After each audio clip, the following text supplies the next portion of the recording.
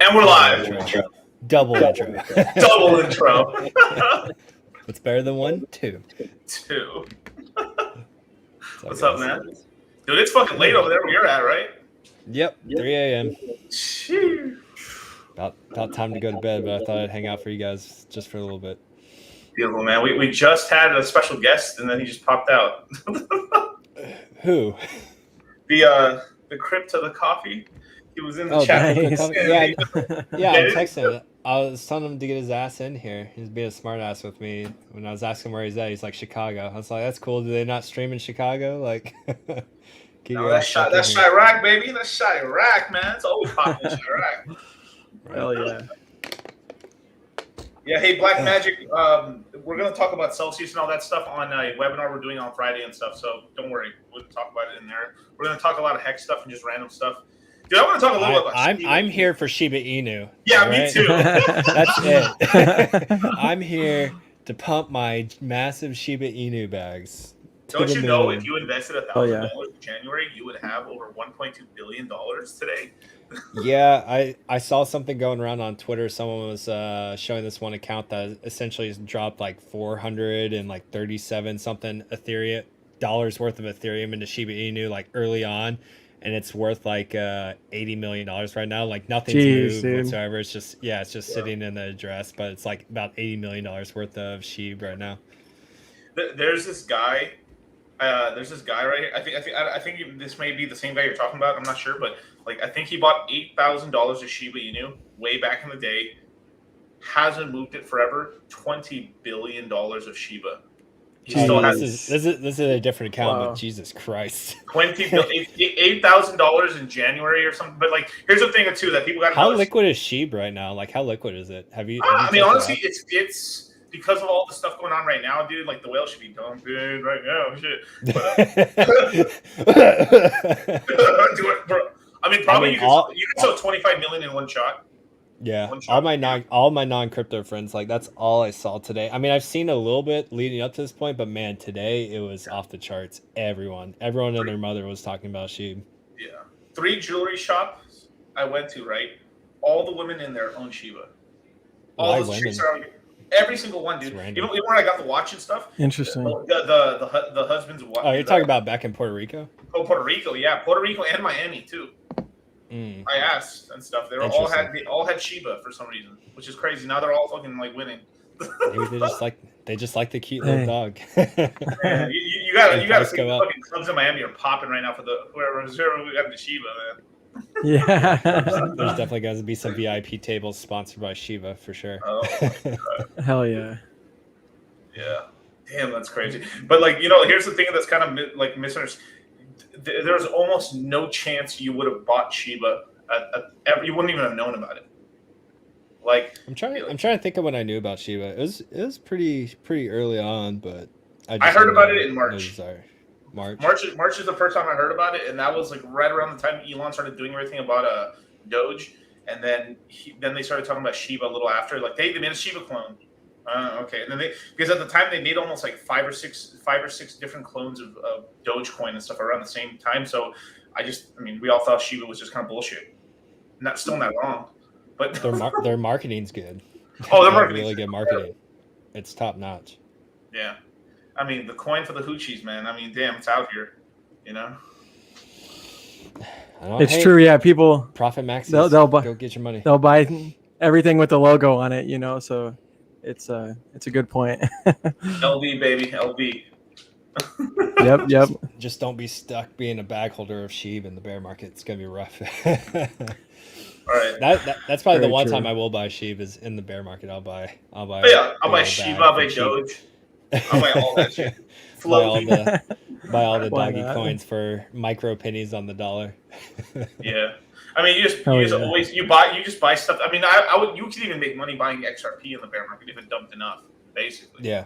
Yeah. Like fucking Cardano. I remember buying Cardano at 2.5 cents. It's $2. It's 100x. Nice little easy. Like you don't have to even do a lot. You just do a little like leave it, just forget about it. 3 years later, profit. That's it. I mean, like it's kind of funny. You probably put like $5,000 into a coin at those bottom barrel prices. Put it away. 3 years later, get yourself a fucking Lamborghini cash or a house cash or whatever. The Lamborghini fund. Yep. Mm-hmm. Well, and that's Where do a you short time frame for anything else, any other investment. Yeah. Dude, right now Hex is on fucking discount right now, man. Holy shit. I know. What are we at right now? Are we like 22 cents? 23 24. cents? 24. Yeah, I mean my prediction for the bottom of this was I was thinking we'd probably go back and retest around like 18 to 22 kind of cent range, and it looks like that's kind of playing out right now. Be crazy if we dipped even lower than that. My God. I still can't see us going below 18 because 18. I think really 18 is that like psychological level, like of if you remember, like I think the highest we ever hit was maybe 18 cents on the first couple days during the sacrifice chamber, and I think 18 cents was the all-time high, at least during the first couple days. If it was like a little short, it was definitely 17 something cents. So yeah, it was around there. Yeah, no, I think we kind of retested that range a little bit, and yeah, we could sit here. That one account, that DO1 address or whatever, man, he is. I really liked. You should see. Did you see Gunther's analysis of what he thinks of that account holder? Yeah, pretty much, pretty much a bad whale in the ecosystem. Yeah. Really? Okay. Yeah. Yeah. Fucker does nothing but sell. That's all he does. Let me see. Yeah, he's not a very good arbiter of the price, and unfortunately he's got like 100-something million liquid right now, and then he's got another 130-40 million stake coming up shortly, and then he's got some smaller stakes out. I think he's got like a 10 million hex stake out at 10 years. But yeah, the dude. Would you be able to send me the tweet? I can put that on the screen so we can read it. I think it's actually kind of a useful thing to read. I was looking for it. I know where it is on Telegram, but I have issues bringing it up on Telegram. Daniel, please do not. What's up? Please do not sacrifice Hex at this price anymore, you guys. Jesus Christ. Yeah. It's so annoying because all the fucking newcomers coming in here keep telling people to sacrifice. It's like no, dude. I've seen crypto channels, crypto like Hexican focused crypto channels telling people to do that, and they just I think they just want to get people wrecked. I saw the math today, and like today you're already down like 100x or something ratio wise from day 1 to day 5. You're already down like 100x in the hole compared to people that got in that time frame. So like, why do that to yourself? And then people try to come up with the argument like, well, you don't know what Pulse is going to be. It's like, yeah, you're right. I don't know what the price of Pulse is going to be, but I have a fair assumption that it's not going to be 100x of what everyone put in day 1 through day 5, and if it is, it's going to dump very quickly, and people are going to take massive profits, and then people will be able to buy in cheaper. So yeah, Yeah. don't sell for 100x down the hole. Yeah. It's 138 from what I see, right? This 138. at Yeah. the Something like Financer, Hex Machina actually just said that on Oh yeah, the Discord finance, Syndicate. the financier. Yeah, it's let me go back yeah, to he it. got it Oh yeah, the Financer, No yeah. way, dude. He's Yeah. so that guy started in the Celsius community. Like, he was one of the guys Oh, who did really? statistics and shit. Dude, what the fuck Wait, is this Mexican wait, now? is that the guy that wanted like 1 Bitcoin to go on and talk with like Whales Only about like why it's good to still sacrifice or something? Or there was someone like that. I thought his name was the Financer. No. Well, maybe he's a big Celsius whale in he's the financier and stuff and everything. He pretty much has, I think, the record for the most referral fees for like signing people up. It's only like $20, you know, like, hey, just sign up and that's it, you know. For the Celsius, I'm sure Cy from Hex Toys could give him a run for his money as far as referrals. Probably. I mean, who knows? Dude, that guy's a beast. Machine. ClickFunnels machine. Yeah. I'm trying to see if I can pull up Gunther's analysis real quick for you guys. Who is Dollar Costa's barber? This man named Enrique. No, I'm joking around. Yeah. Let's see. So I can forward you this. Share to. Sub-penny pulse. Yep, basically. All right, I'm gonna send you the link to pull up. Okay, perfect. Yeah, I'll pull it up right now. But yeah, I thought Gunther's analysis of this essentially Hex whale was pretty spot on, pretty accurate, and yeah, it's just unfortunately you have some good whales and then you got some not so good whales, and this guy doesn't seem like he gives a fuck about not only price but his largest bag holding, which is kind of crazy to me. Like, how stupid do you have to be to destroy your largest bag holding? It's kind of I mean, it's not going to destroy it, but like you're just devaluing your your largest bag every time you peel off more than what you need to. Did you send it to me, Wally? It's in private chat. In the private chat. Oh, I was looking on Twitter. My bad. That should take you to Gunther's Hex Audit Telegram, and then his little analysis. Okay, let's see. Full screen right now. Let me share something in here. Oh, I think Internet Lurker just said Dana Emmons has this tweet too. If you can't pull it up from there, I'll get that too. Okay, I got it right here. I'm a full screener real quick. So. All right. So my analysis of zoom in a little bit. 0. All right. Yeah, that's good. There we go. Yeah.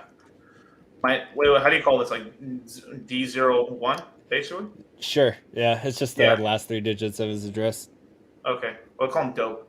My analysis of Dope. Fucking dope. Fucking dope over here. Dopey the whale. Dopey the whale. A Bitcoin free claimer built his position via the adoption amplifier between day 0 and day 66. Just 2 days, I guess, huh? And through large market buys on Uniswap in the early days. He was a liquidity provider at times. He has some long stakes. Most notable one is 150 million hex, which expires in 711 days from 2/18/2020. Okay, cool. So that's like, what is it? Basically somewhere in 2020. Yeah, basically 2022. 2022. April. Somewhere in that range. Yeah, it's coming up next year. Yeah. This player murdered the price on the right before big payday, dumped over 92 million hex on our heads at that time. Jeez. Fucking bitch. Then in April, he dumped another 20 million for some shit coin. Then he started dumping again in September and has been dumping all through October. Cumulatively, he dumps last month totals about 24 million hex. Therefore, since the inception of hex, this user has dumped over 136 million hex on our heads. His actions demonstrate that he has no concern for protecting the price of hex. A self-centered user, ladyboy, that is a major liability for the price. The user is not a true believer in hex, even though he has one very long stake of 10 million hex, which extends deep into the future. This user 2029. Oh, 2029. Wait, what did he Yep. do? Oh, he did 10 years saved. He just so this guy's just all about just a little mid maxing, and that's it, basically. Yeah, Right. Yeah, fucking dude. All right, anyway. Yeah. This user takes profit from Hex and puts that money into other assets, which demonstrates that he's attracted to other shiny things. This player should not be trusted to protect the price as we move forward in time. He is an opportunist player that will take advantage of the USD price appreciations if that means killing any upward momentum. His transactions reveal his true psychology. The less he has, the better. Hex will be in the sooner he gets out, the sooner the better. What a fucking pleb, dude. What a there's ways to take profits without like killing the price and stuff, but then he just market sells like a shit ton. That's fucking He's just a dumb whale. He doesn't give a fuck and doesn't realize he's damaging his own bag. Like he's lowering his overall net worth every time he does that. So he's just retarded. That's all. Dopey the whale is retarded. That's just 150. So Internet Lurker, that's 150 million is just his principal. I think with interest north of 200 million Hex. Damn. It's nice that we have these tools because in other cryptos you might not be able to see everything. Yeah, but at least we can see. Okay, like you mentioned, this is a bad actor type of deal. Someone that's willing to, as Motley says, just dump on their own head. So that's good to know that some of those people kind of show a correlation. I heard this recently on a Fantom show that some dude talked about Hex, not in a super negative way, but more of just like kind of saying like everything's going towards Ponzi-nomics and everything like that, and just saying, but he kind of his information was very incorrect in saying that like Hex has less than $2 million of liquidity or something like that, and I was like, dude, this dude's cashed out like how much millions? Like it's insane, dude. Like there's DCC. I don't think he knows what he's doing, nor we know. Yeah. I think he just sells when he needs money, basically, or just like, or something happens. I think that's I don't even think even that. I mean, the dude sold millions, but I mean, at the rate he's going, his current liquid bag, he has like if he continues to dump at the rate that he's been, I mean, you're looking at potentially still about 10 months of him going through his bag, unless he accelerates or decelerates his dumping. You're looking at about 10 months for him to empty out his position, but then he's got that massive state that he just reloads again, 711 days, whatever it is, sometime in like 2022, which sucks. Yeah. But it is what it is. Just, I mean, essentially it's funny, right? Because like we all complain about wanting lower prices, but the price goes lower and then everyone complains about that. It's like, you just got opportunities when they come. So like the price is low, buy it up while you can. Like you get what you were crying about. And then when you finally get it, everyone cries about it. So take advantage of the dip. Reverse that psychology of it being a bad thing and make it into an opportunity. Yeah, Motley's got a good point there. Like, yeah, if you're going to do the dollar cost, crypto method anyways, where you're dollar cost averaging, right? Then yeah, you should be happy about this because even if you did buy higher, as you talk about, it's going to lower your average down and see it, as an opportunity, not something that's going to continue going lower. That's good advice. No, definitely. I mean, I've been my last Hex that I bought was at around 28 cents. I mean, if the price stays around here for a minute, like hopefully it stays around for a couple days because like I got some cheddar coming in. Shit. Yeah. I like to take a sub 20-cent Hex. Me too, man. I'd be a buyer there. I'd be a buyer. That'd be pretty nice.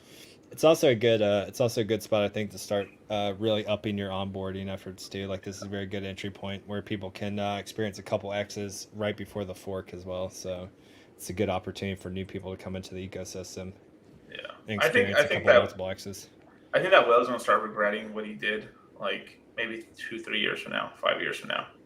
Who the dumping whale? That dumping whale a little bit, but yeah, because it can get to the point where like Hex is still around, it's very successful and stuff, and then he'll just look back at how much he had, and he was like, "Eee, shit." Well, yeah.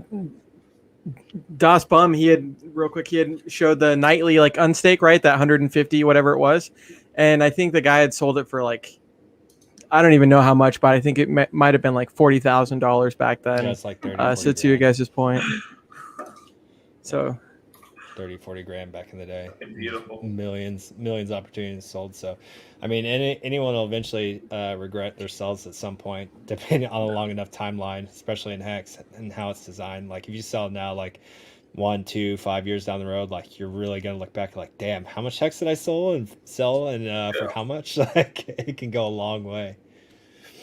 I'm very proud of what I've done with Hex so far. I think I've done the right moves. Internet lurker, you want to see Cash Daddy's flooding hex on the show? Yeah, I did. I mean, I saw it a while ago. Did they do it again? I mean, those guys are kind of retarded. So I don't value too much of what they actually say. They know very little about crypto, and I don't hold too much merit to what they have to say. They're more entertainment purposes at best. Yeah. And that's right, Art, man. We are hitting the gym, man. I did shoulders today, man. I can barely lift my arms. Wow, what the fuck? What about me, bitch? Oh, I'm sorry. Oh, you worked out? Oh, I didn't even know. No. Fuck you, Arte. I fucking worked out today. And what'd you hit? What'd you hit? Chest? I did a little bit of everything. I did shoulders yesterday, and then today I've been slacking for a while, so I did a little bit of everything: chest, back, arms, legs, and just skip shoulders, I guess. No hip workouts? No hip thrusts. No hip thrusts? No hip thrusts. No zigzags or nothing? All right, Arte redeems itself. He says you've always been buff, so I'll take it. Hell yeah, man. No, dude, it's crazy. Have you guys seen the talk about a strong founder? Have you seen Richard that like did the deadlifts of 300 something pounds, like 355 or something like that? Those are always good memes to pull up when people are talking shit, you know. Oh, definitely. I've been trying to. I've been wanting to try the trap bar deadlift a little bit too, just because I wanted to. My lower back's a little sensitive just from that work injury I ended up having. I think I told you about it. The what'd you say though? The trap bar? Yeah, the hexagon one, or the hexagon one, the trap bar. I think it's trap bar deadlift bar. It's basically you're almost like holding it like neutral gripped, essentially. Like you're inside of it. It's like a hexagon. Yeah. Dude, those are legit. Perfect. Those are nice. No, they're good. I like them. Yeah. No, those work good. You're not scraping your knees the whole time trying to bring it up like that. Yeah, those are solid. No, definitely. Because I mean, like the days. I mean, I don't know. I probably. Well, if I get my health right and stuff, I could probably get back to 500-pound deadlifts again if I wanted to. But the most I ever did. This is damn, bro, that was a lot. This is maybe when I was 22, 23 and stuff. Me and my brother were doing 630. My younger brother Eric, he did 680 pounds. I only did 630. He just slapped 225 pounds the fight and just fucking did it and ripped him off the floor. I was like, you fucking asshole. Yeah, I think that's the highest I ever did was high 580s or low 600s. But at that point, this point, as I get older, it's just it's not even necessary. You're gonna hurt yourself more than anything. So I keep, I'll still go somewhat heavyweight, but I still focus on just if it's not challenging enough, I'll just throw on extra. I'd rather do more repetitions at this point. Right. I kind of regret. I feel like I should have gone the squat route versus the deadlift. It's just I have long arms and stuff, so I felt like the deadlift was so easy for me. So that's why I kind of liked it, you know. But right. Yeah. If I do it all over again, I would have been I'd rather have a 630-pound deadlift. I mean, a squat. That would have been cool. Yeah, dude, build up the strongest muscles in your body, the legs. Those are definitely this is the bonus of because deadlifts was always my main compound movement. I always loved doing what's called deadlifts. No matter how fat I got, I always kept the fucking definition in my back. Always if you look at my spine, it's it's just you see the muscle and it's the line all the way up. Because some people when they get really fat, it's the usually around the top of their neck, it's a blob, and then the line a little bit, and then the blob right near their ass. Me, it's a fucking sword slice, shink like that. Yeah. and you grow the thickness. The only way to grow that thickness along the spine is actually from deadlifts. That's about it. You can define the muscle to make it, but you can't get a slab of meat on each side of the spine without doing deadlifts, basically. Yeah, everyone has their genetic gifts when it comes to certain muscle groups. For me, it's my arms and my calves, two random things. But those are the last things to go, even if I stop working out for. Brand's my cock. That's not a bad one either. Very Not true. a bad one to lose any gains on. Seriously. Brand's like, Be man, mindful- I'm been laying pipe out here, bro. You can call me. be mindful of death. Death was asking if they're thinking maybe launch of PulseChain in January, and just what you guys thought. If you had any rough estimates. I wouldn't be surprised. I did see this huge announcement. I mean, well, let me think about what they say. So a lot of calls have been made for the anniversary. I mean, honestly, I feel like it's much later than everyone's anticipating. Like, I'm starting to feel more of like a kind of like early February. Yeah. I think it's launch, Valentine's which Day. sucks. I'd rather it come out sooner, but I'm starting to lean a little bit more towards the February. Yeah. But at the same token, Richard talked about being essentially launching like minimal launch, like even if the bridge isn't ready, if this like pretty much is like bare bones. As long as everything works and there's no bugs, like I'll fucking launch it. So who knows? Yeah, what's up, Ryan? Man, Ryan's always been kind of cut, man. As long as he's dude, yeah, for sure. Always been cut, sure. man. Jealous. Yeah. So. You know what's something that was really funny when I first saw Motley right now in the green room? I was like, man, that fucking cop mustache you got right now, bro, that shit clean, dude. I'm shaving. Pull someone over. Bro, don't break my heart like that. Don't shave it, bro. Come on. Going back to babyface tomorrow or after the stream. I go shower. Going silky smooth. So do some front squats for your posture. No, definitely, yeah. But you gotta be really careful with front squats because if people load it with too much weight and they start rounding their fucking back all the time. Yeah. Because you go like this, or if you got the flex. I mean, I don't have the flexibility, so I can't do the that grip right there. So I always just did this. Or there's actually one where you can put like wrist straps and you can just hold it kind of like this, basically, with the bar at your clavicle right here. Yeah, you shouldn't. That's be good to going know. On front squats at all. Yeah. No, bro. Literally, I was gonna have a fitness YouTube channel at one point. I thought about it for a second, and then that'd be cool. But I was like, you know what, money. You gotta get back in shape first, bro. Your body is your billboard. I have all this knowledge, but like none. Like I don't know, man. I just like I'm getting it back, bro. I'm already down like 8 pounds right now, so I'm hitting it right now. Franklin's got to do it. Franklin St. Hex has been talking about it forever, just like he does his dreams channel, his fitness channel, and I keep trying to light a fire under that dude's ass, but he never gets it going. I wish he would because the dude's really knows what he's talking about when it comes to working out and is jacked, but this guy's pretty jacked. Brian. Yeah, I know. Behind that chiseled statue, there's actually another chiseled man.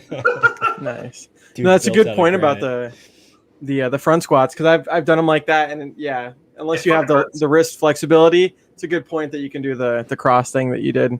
I'll give that a shot. I've always been taught this, but then every other set you just alternate like the wrist because because the weight you'll do it like this, and you'll always end up having a little more weight on like one of the shoulders and shit. That makes sense. Depends how you do it. So, unless you got like no weight on there, and then you're like. But my favorite exercise, like this is like I'm so dumb. Like as a kid and shit, I thought I discovered some fucking exercise or some shit like, which is like basically standing military presses. Because like I never did clean and jerk or nothing, but like I was having the hardest time like developing my shoulders because like I felt like I was very narrow. Like I couldn't I wanted to get wider basically. So I just pretty much I was like how can I like there's a squat, there's the deadlift, there's the bench press, but like there's no really like squat for like the shoulders, and I was like, yo, what if I do a bar and lift it above my head or some shit? And I was like, whoa, wait. And then I just started doing that. And then my shoulders started blowing the fuck up. But it's like the hardest exercise to put weight on, dude. Like literally, it's so fucking hard. Like you'll literally hit a point where you're like, let's just say you hit 135 or 145 or 155. And then you'll just be like, you just can't like go higher for a bit. Like you literally would have to go up in increments of like 1 pound increments or something, or half pound increments. It's fucking crazy. Let's see. No, he's not Kegels. That was you. Oh, that's shit, funny. Dude. Shiba popping off, yeah, ain't nothing but dude. Ronnie Coleman fucked his body up doing that shit, but man, he was amazing. Yeah, buddy, ain't nothing but a peanut. Lightweight. Nothing but a peanut. Everyone wants to be a bodybuilder, but no one wants to lift these goddamn heavy weights. He had a lot of good catchphrases. Yeah, I'm surprised Yeah. the dude's knees just didn't explode at a certain point. The dude would be like leg pressing like freaking I don't know how many thousands of pounds. So bad. Yeah. It's so bad. Just destroy. I mean, you see him now, like the dude's in a freaking wheelchair, just absolutely destroyed his body. Jeez, dude, that's not Oh good. my god, dude, Voltaire really? Yo, out here with the boo. Money, money, money, money. Let's see. Shout out to all my bros that invested in that, man. Shit. Yeah. No, but you know what fucked Ronnie Coleman up actually was all the bad all the surgeons kept using his discs. Kept doing disc fusions, and that fucked them up and shit, basically. They hardly do that shit anymore, but yeah, back in the day, like people that got their discs fused together, like you're screwed. You get no range of motion whatsoever. Yeah, that sucks, man. I mean, but they're in so much pain, like it was just anything to mitigate some of that. Yeah, I mean, I don't know. Basically, if I I would just do stem cells like all over my body and shit, and Regenikine, and then like, I don't know, sacrifice a baby goat or something, you know. It's the way to go.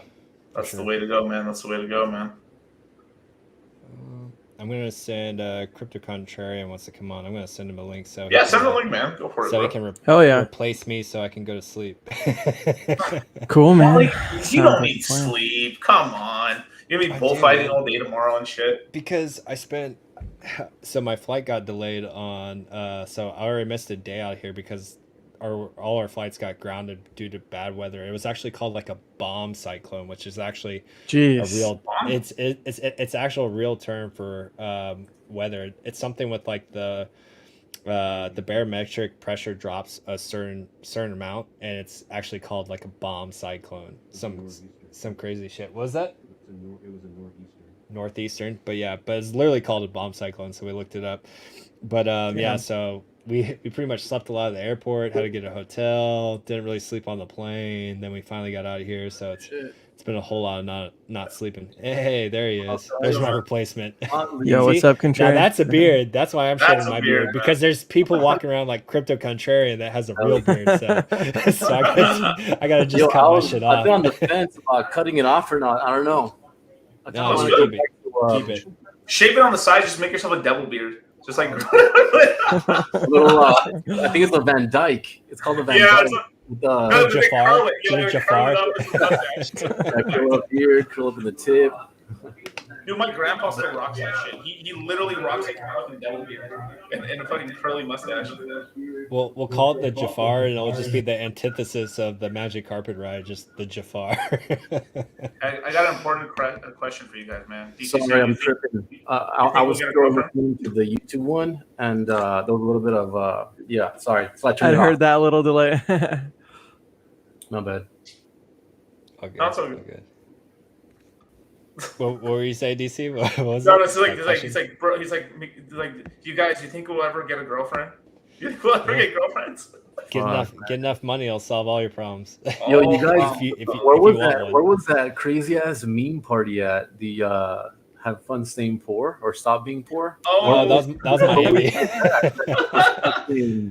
I wish I was there with you guys, man. That would have been dope. You should have, man. That'd be cool. Was that in Puerto Rico?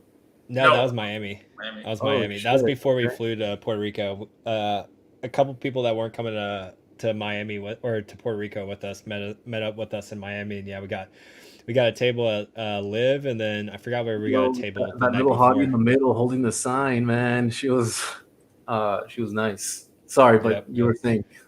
No, but it was funny because we're there on the table, and Yash Deep was like he's like what do we put on the sign, and like so we're all like put on the spot. I was just like stop being poor, hex.com. That's hilarious. Great, dude. That was perfect. So awesome. Did you get haters that night? I was wondering if you're getting like no.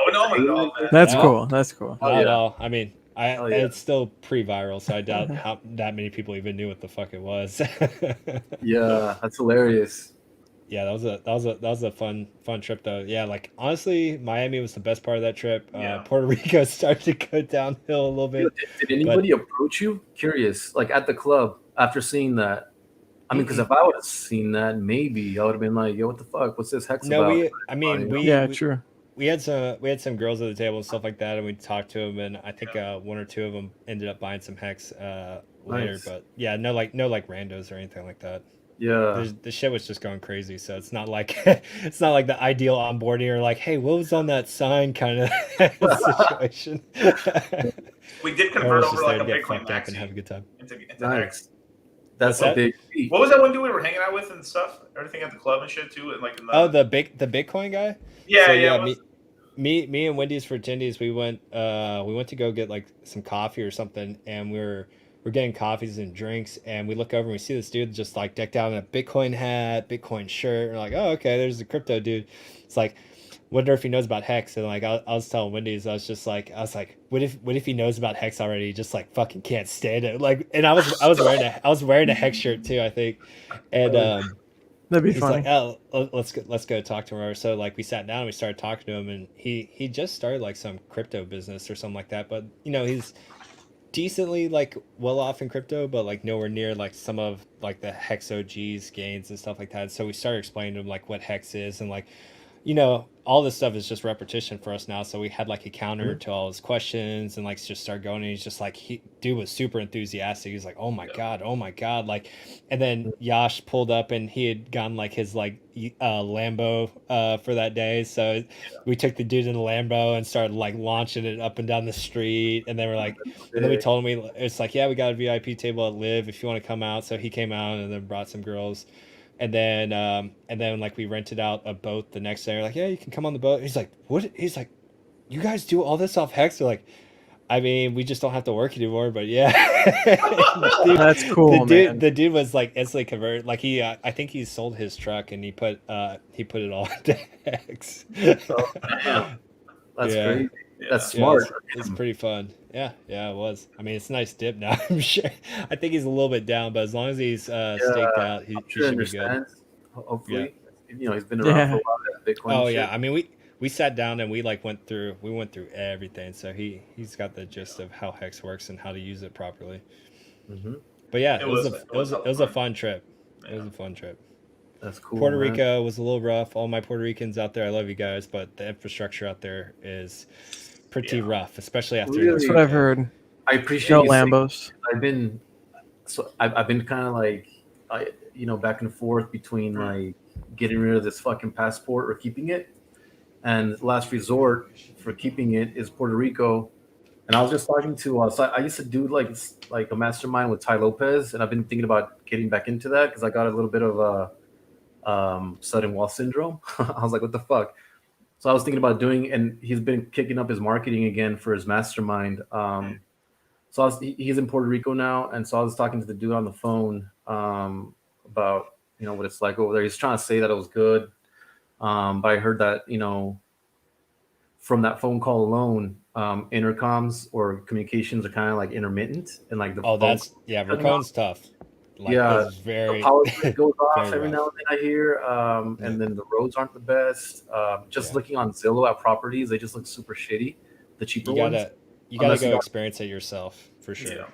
Yeah. But what do you guys think about that? Having been there, would you live there? Because I was thinking about renting there first before investing or whatever.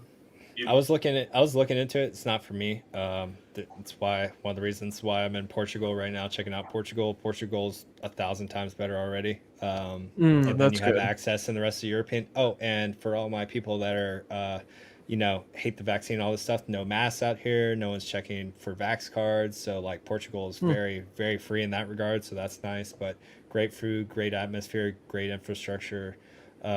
Everything out here so far kind of just ticks all the boxes. So enjoying that. And then we're going to go check out some Caribbean islands after this. What's that? I know they speak Portuguese primarily, but could you get by on Spanish? Because I don't speak Portuguese. Yeah, some of them know Spanish to some degree, and then English is pretty damn common up here as well. So I think That's good. 1/6 or 1/5 of the words are in Spanish, basically. yeah. Yeah, so you'll be able to understand You can something get because by. they're all like Yeah, I've heard it before. It's just like, what? Yeah, it's different. yeah. Even Puerto Rican Spanish was pretty. I'll say Puerto Rican Spanish is pretty trash. Pretty trash. Yeah, dude, you were struggling. You didn't even want to talk. It was so I didn't bad. want to talk to you. Like, dude, it was bad. Like, it was like you do you speak Spanish actually? Me? Yeah. So it's like you're like, all right, me puedes pasar el agua? Can you please pass me the water? Right? He's like, Yeah. agua por favor, or like agua y. They just cut all the words. They just put the Wow. first word in the last They're word. lazy about it. The Very sentence. lazy. It's Very fucking lazy. like, what the fuck? I've heard that about the culture, about the pacing of island life. Everything's a lot slower paced. Oh If my you try God, to get it's some so shit bad. done, We had you gotta people hit struggle. us up a week later that we called to try to get stuff done, and they literally called us like we were on a plane leaving like over a week later. Jeez, dude, Like that's that's shitty. how much like island delay is. Like we're trying to get AC units installed, furniture, stuff, disposal, and they all hit us up like a week later. And yeah, it's Yeah. bad. It's bad. So it comes out If in the you're way used to you getting stuff talk. like this, very different. Hmm. And they get mad. They're like, if you ask them, like, "Hey, what did you hit this?" And then they'll just say the same way again. Not even change. Not even like, let's just say I was talking really fast, like, "Oh, I'm sorry. Let me explain to you." Got it, yeah. A little slower, right? No, they go the same fucking speed. They don't slow down. They almost look like you're retarded for fucking Yeah. like. You didn't hear me, motherfucker? Jeez, dude. That's funny, man. Yo, the food is amazing though. I will say that the food, the chefs. How are the women? Sorry, I just had to ask. Thick. Thick. I like thick. Yeah. As long as it's thick in the right spots. Yeah. Exactly. Yeah. They are. I've heard that the women are thick. So Thicker than a bowl of oatmeal, man. All right, boys. On that note, I'm going to hop out of here real quick. It was fun talking to you guys. Wes, yes, I do plan on renouncing, so that is probably in the tea leaves for me in the future. If you guys haven't, go check out Legion VC News. It's a company that DC is part of it. A couple of us have started up. Going to focus on PulseChain and some stuff that we're building, so go follow that on Twitter and YouTube. Doing a giveaway on there. I was reducing it 1,000 hex. It started at 10,000 until we got to 1,000 subs on YouTube and Twitter, but you guys failed me. But I think I'm gonna go ahead and cut off the deadline, so I'll still give away 5,000 hex even though you guys let me down and didn't hit the goal. So go check out Legion VC News. Check out hexmerch.com if you want to go buy some hex or PulseChain stuff. Really good store that we've made. And yeah, I'll catch you guys later. I'm gonna get some sleep. All right. Sounds good, Motley. Peace out, boys. Peace. Yo, so DC. He's in the strip club. Don't even believe this motherfucker. I don't believe this. Exactly right. Quick question: because I heard about it this morning, but did you hear about the like stablecoin issue or something like that, where it was showing like stable coins at like $3 on I think Uniswap? Something. Do you know anything about that? Because I really don't. But someone said they saw like X at like 98 cents and some sort of glitch in the matrix or something. Numerical. It was just a numerical thing. It happens sometimes even on Spooky Swap, where like the price, it adds like an extra zero at the end of it, so it makes it look like let's just say the APY is 23%. It'll end up looking like it's 23,000% or 36. Yeah, so it's I think the prices were the same. It's just the mechanism was just telling you it was like way higher than it should have been. Yeah. It happens from time to time on some of these EVM chains or EVM things on ETH. Yo, DC, so one of the first videos I saw of you was when you were talking about sell and the whole strategy about getting, I guess. Yeah. So Celsius, I think you're talking about Celsius, how to get loans on your crypto, collateralized loans. What do you think about, since you're really good at that, what do you think about liquid loans? I mean, I was one of the first people in the world talking about that. Oh, really? Yeah. I mean, like you can look back in 20 fucking. 20? No, like January 2020.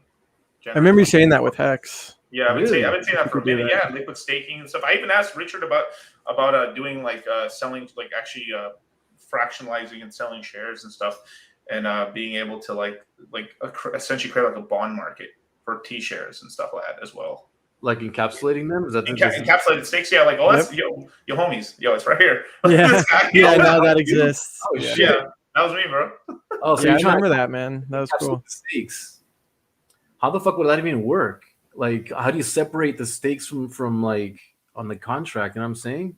Oh, the way you do it is either you just have a central hub where you essentially have a bunch of hex, you stake it out, and then you can just sell. There's ways to either create a token that gives you access to a wallet, or just have some sort of wallet, or just have like a wallet that can move things around and stuff inside, like a wallet within a wallet, something like that, or like a t-shirt derivative or something. So you could have you could have someone essentially create there's like sort of ways to do it where like you can almost create wallets of wallets, and then you actually own that t-shirt. And if you own that token like an NFT, then you can have access to the wallet, and there's the t-shirts basically, and then you can sell them on the market and stuff. So it's not like if I already have t-shirts on my wallet, I could run them. There's no way I could move them or anything because they're just like you can't. I think there's a way to do it, but I'm just not going to talk about it. Got it. Okay, yeah. But I figured a couple ways. I figured like 2.5. There's one that's still like I didn't get to finish out the theory of it, but basically there's like 2 ways solidly you can do it right now. Interesting. Yeah, it's not liquid. It's not liquid. No one's actually really doing it. Even the guys who said they're doing encapsulated stakes, like there's nothing even now. Yeah, but it's. I know it's some people are like there's 2 camps, I guess, because it sort of messes with the game theory of Hex in a way. Yeah, if you look at it from a certain perspective. That's what Richard told me. He said there's benefits because I talked to Richard about this and stuff like on I think in private and also on a live stream. I think I'm not sure if it was the first 20. Do you remember, Brandon? If it was the first 24 hours or the second one? I feel like it might have been the second one from what it. I mean, just like vague recall, but right, because that sucks. That first 24-hour one, I had to work, so I missed. I was gonna be there. I was gonna actually be on that first 24-hour with like it was gonna be me, Hexo, and RG3 for the first one. I just hopped in like 8 hours later and then was on there for the whole 24 after that. Damn. Yeah. Well, dope. No, dude, I was gonna make a clip the other day because I don't know how recent it was, but I usually link back to it in the clips for the original video. But Richard was saying that like an encapsulated stake for Hex would be, akin to the grayscale for Bitcoin, where it's like, it's only kind of buying and not necessarily selling down that value for the most part, right? And then the actual average stake length would kind of go up over time too, because you would want to probably be trading the max length stake. Why would you do anything under that? Right. So yeah, I've kind of heard both stances as well, but I should go back and get that one. Because there's actually ways, because there's 2 ways to do it. Like you can either do that way where everything's a 15-year stake, or if you have more of a dynamic market where you can essentially buy like almost like 5-year, 7-year bonds. Almost think of stop thinking of it as a CD. Think of it like a bond, Mm-hmm.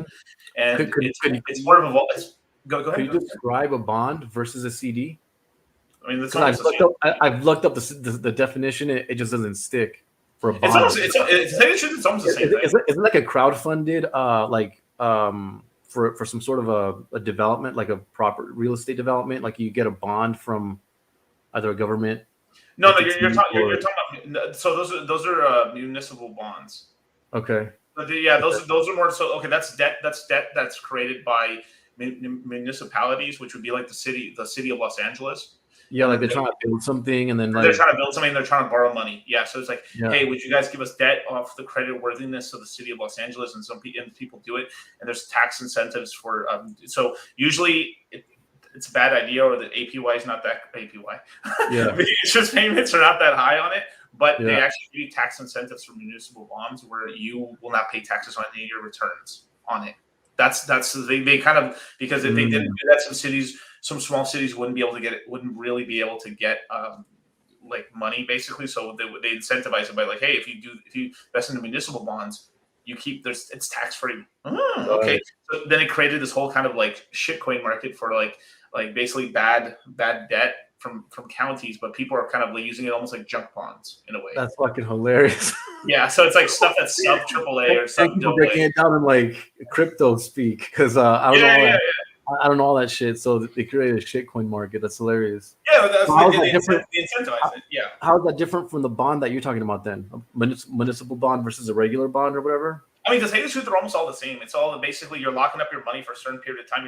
So there's one, you're lending it to the government, or you're lending it to a municipality which can default. So the government won't default because it can print money. So back to T-shares and being similar to bonds, how is that because I was in grad. Oh, okay. So we're thinking of in the way I was explaining it. The original way I explained it to Richard on the live stream was I was the idea I had for that one.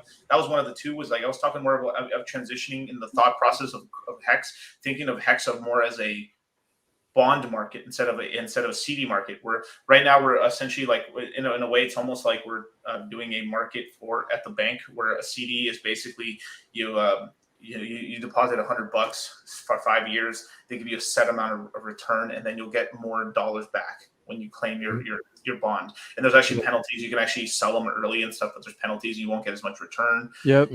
And there's all kinds of incentives and stuff. Where a bond market is basically people buy the debt. The debt's done, right? You have the debt. It's sort of like, imagine like, you know how when let's just say you get into student loan debt. The person who made the student debt for you, they sell it right away to somebody else. So they're cheap.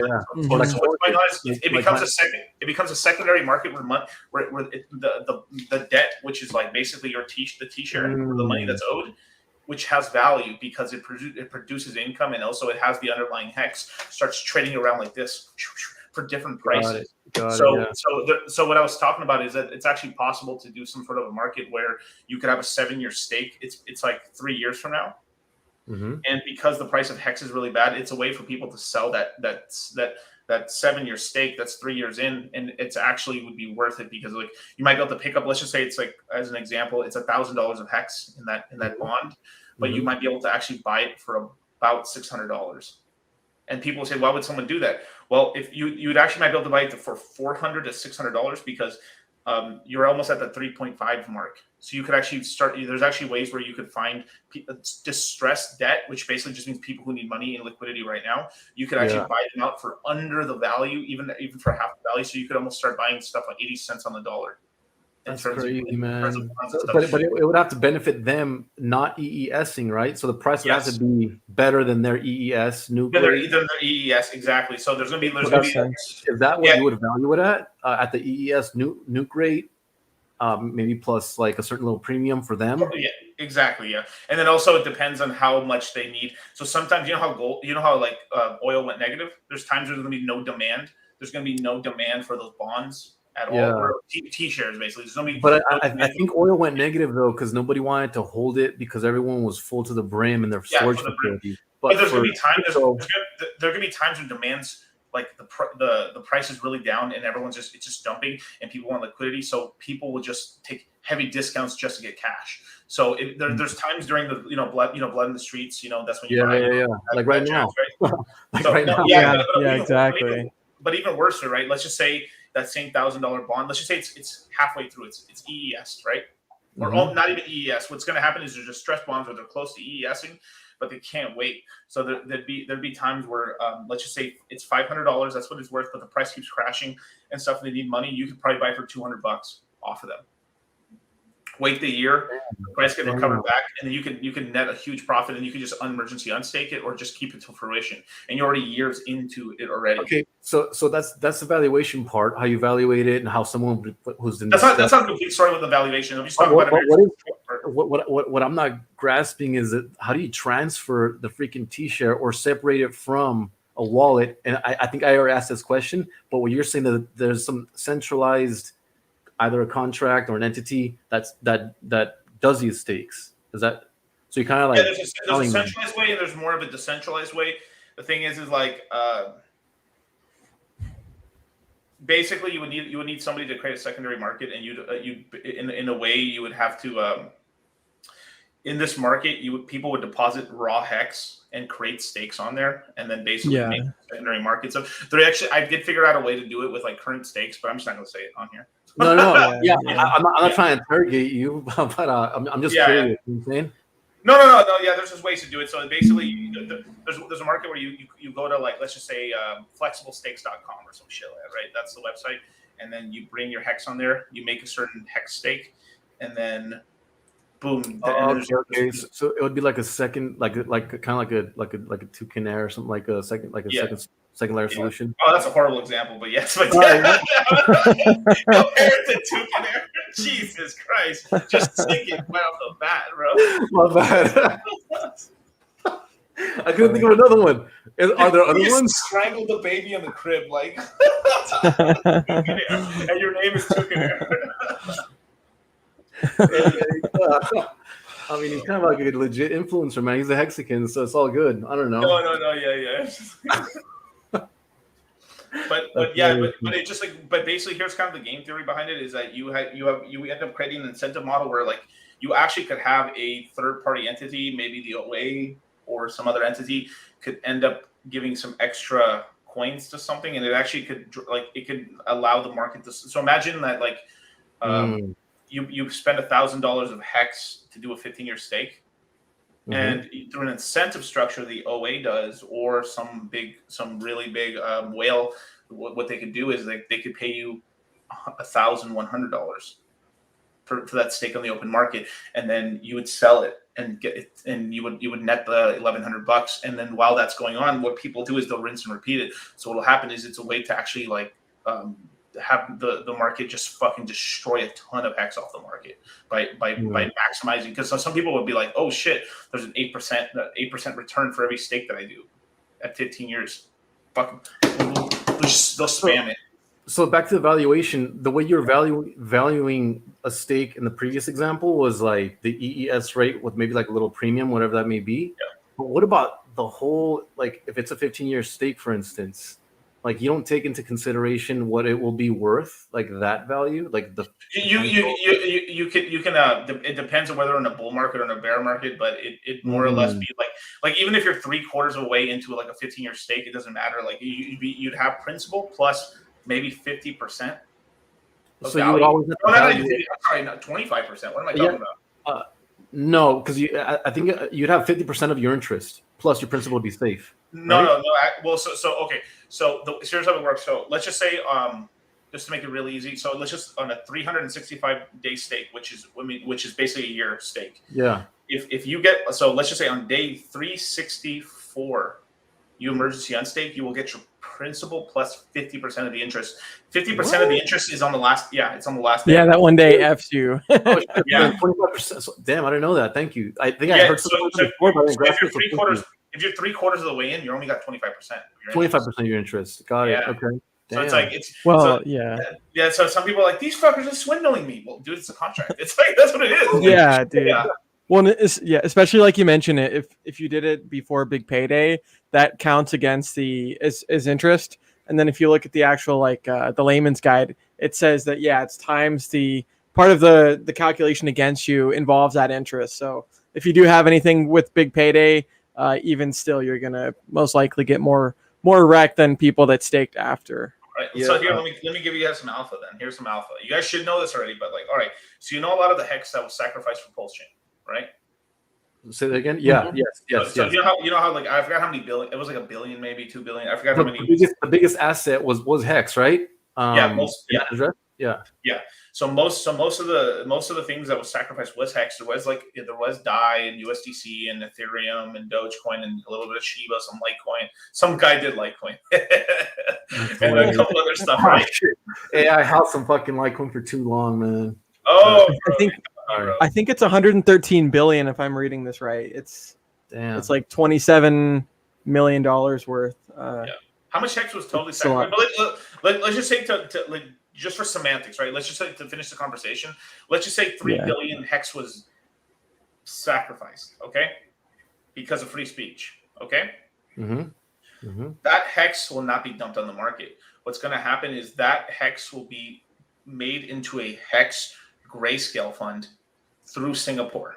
So it's going to be So this is how it's going to work. So once that trading desk, it's going to be sort of an OTC desk for whales to get in. Basically, it's a way for them to sell those coins to the market. So what's going to happen is big whales will be able to buy a lot of T-shares. So what's going to happen is as soon as somebody wants to buy a bunch of hex, they'll have to buy it in T-share form in that share form, just like Grayscale does.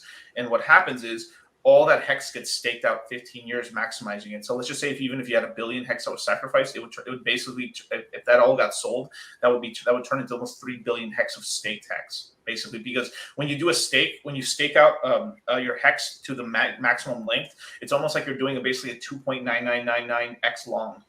in leverage in a way. You're locking leverage and stuff because True. you're getting all these bonuses on top of the actual principal that you're getting. Not including the emergency unstake, which is hard to calculate, but you can calculate the regular payouts. So because I know this stuff's going to end up happening, I can tell you right now the t-shirt payout's going to fucking dramatically go down. That's what I was going to bring up, because that's a lot of fucking t-shirts being minted, which brings down at the maximum rate. Most people, they do, they do a 1, 2, 3, 4, 5 a ladder like normal. Right. Non-crazies. Non-fucking crazies. There's some people part of the 10 and 15, the 10, 15-year-old clubs or whatever. Non-crazy. Yeah. Crazy. I'm not a part of that. Yeah. Yeah, fuck that, bro. I'm more even keel. But what's going to happen is,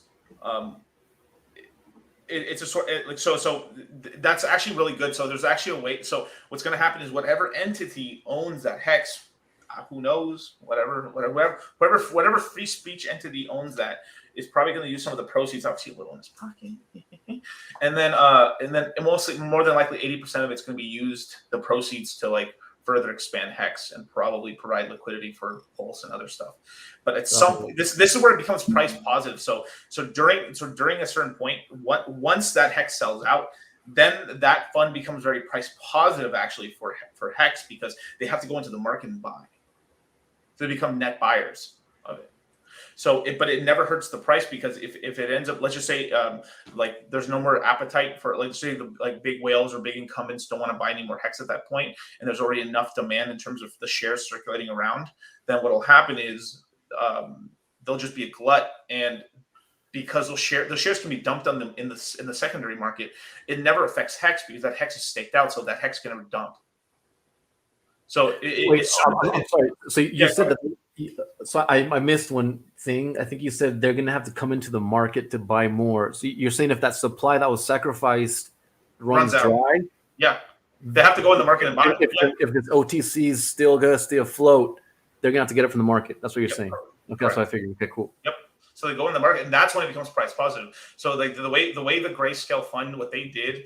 But the payout still would probably be low or flattened out. Yeah. Because So over a certain period of time, big whales would go through that OTC desk, and then end up probably doing deals with OG hexicans. Hey, if you ever need to sell some hex, blah blah blah this, and then okay, that way. So what's gonna end up happening? That in itself is, well, never mind. I was gonna say price positive because those OG hexicans don't need to sell it on the market, which is pressure on the price. It stops price from dumping. So what's gonna end up happening is that because of whales trying to get in, trying to buy a lot. And over time, over the years, and they can only be sold that big amount of hex staked already. Or if they want, they can go into the open market by themselves, but hey, they're going to wick the price on themselves. The OTC desk has connections to OG hexicans. So it's a way for whales to get in it with a big ass order without slippage, essentially. Basically, yeah. Well, there's going to be a determined price. Hey, if let's say the hex price is $5 or something like that, hey, you're going to buy it for $4.80 or for $5.20. Okay, so you get like a wholesale discount or whatever. A wholesale discount deal or something, or like, you know what? Because we have a lot of hex right now, we'll actually sell you it for $5 per hex. And that benefits OGs for the same reason. Because we get extra liquidity, they get to get in, and then hex is not being dumped on the market, and the hex price stays up, which actually makes everyone richer. Like Richard. Yeah. I like that, man. That's no, it's really really cool. But there's actually times where like you actually those shares. So okay, when that hex gets staked out, it'll be sold as shares. Okay, it'll be sold as shares. Those shares will have some dollar value or euro value or gold value or Bitcoin value, whatever it is. And then what's going to happen is that value. How can I say this? That value can actually go below the current price of hex. So as of right, so if you actually look right now, you can actually buy Bitcoin on discount. There's Grayscale Bitcoin right now. You can actually buy I see what you mean. Under market value. Sometimes Ethereum's under 20. Because what will happen is some people decide to sell the shares off, but those shares, because it's staked, it doesn't matter. You can't unbond it until 7 years in. So there's going to be mechanisms and contracts where they're saying this hex can never be sold in the open market. It can only be staked only. So what'll happen is during times when the price of Hex goes down, that you'll actually be able to buy T shares on that secondary OTC market, where you'll be able to buy Hex 20% discount, 30% discount, because people are trying to dump it. I'm sorry. You would get the 20% discount on top of the dip. You said when Hex goes on top down? of the dip, yeah. Because so you've seen this happen. So when Bitcoin crashed down in May, right? We crashed down to like was 28,000 for a second, 20,000 for like a hot second, maybe, and then we stayed in the 30s.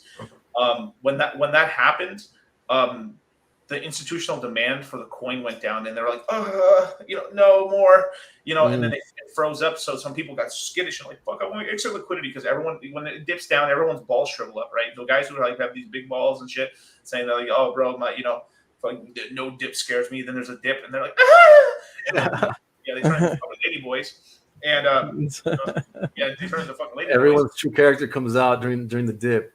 Right. That's true, man. That's very true. And then stuff happens as well, right? So stuff happens as well where like, you need cash, and something could happen.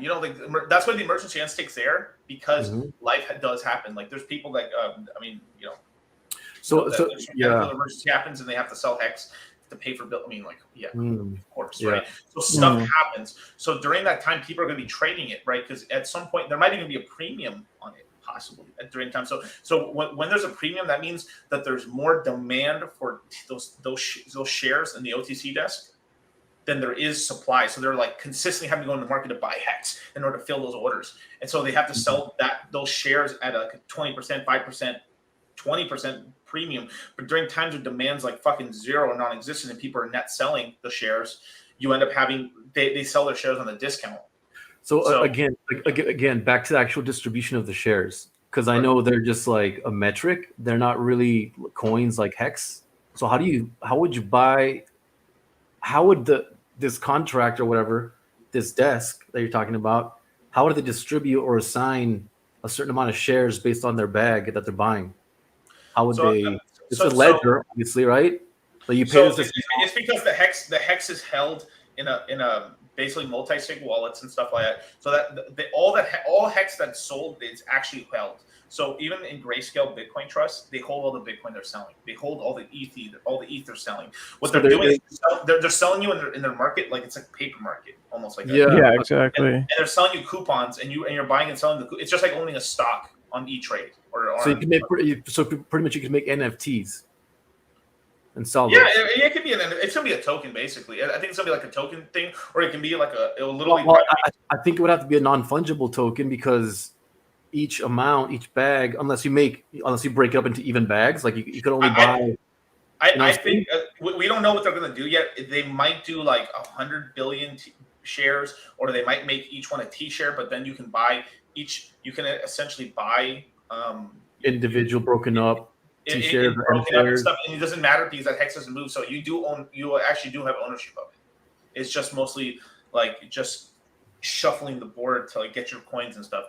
So each share is gonna have a price of maybe like, let's just say, I don't know, a penny or something like that, or maybe like 20 cents, $1. I don't know. It's just it all depends on how, like, once they figure out like how they're gonna break up the stakes and sell them. Then from there, they just denominate shares, and then that creates a value. And then the values, they just look at the current price of what it costs for that Hex stake in terms of how much Hex is there times the T-shirt price, and then they just sell it on the market basically at that point. And then people can buy and sell it. And then probably off the bat, it's going to have a little bit of a premium, like 1%, 2%. And then if shit goes bananas, then it goes to 20%. And then the OTC desk is getting boo-hoo bucks. It's all fucking crazy shit, man. I love it. At first, I was kind of like, I like Grayscale. I was just cool. That's cool. It's a place to buy it. But then I thought about it, like, actually, that shit will never get dumped on the market, so it never hurts the price. So it's pretty price positive. There is times where like you wish the demand was there. Like what's going on right now is that Grayscale right now is in negotiations to turn their Grayscale fund into an actual spot ETF. And by turning their thing into a spot ETF, what that means is if I buy a Hex, let's just say it was a Hex, right? If I buy a Hex, exchange traded fund, right? Say it again.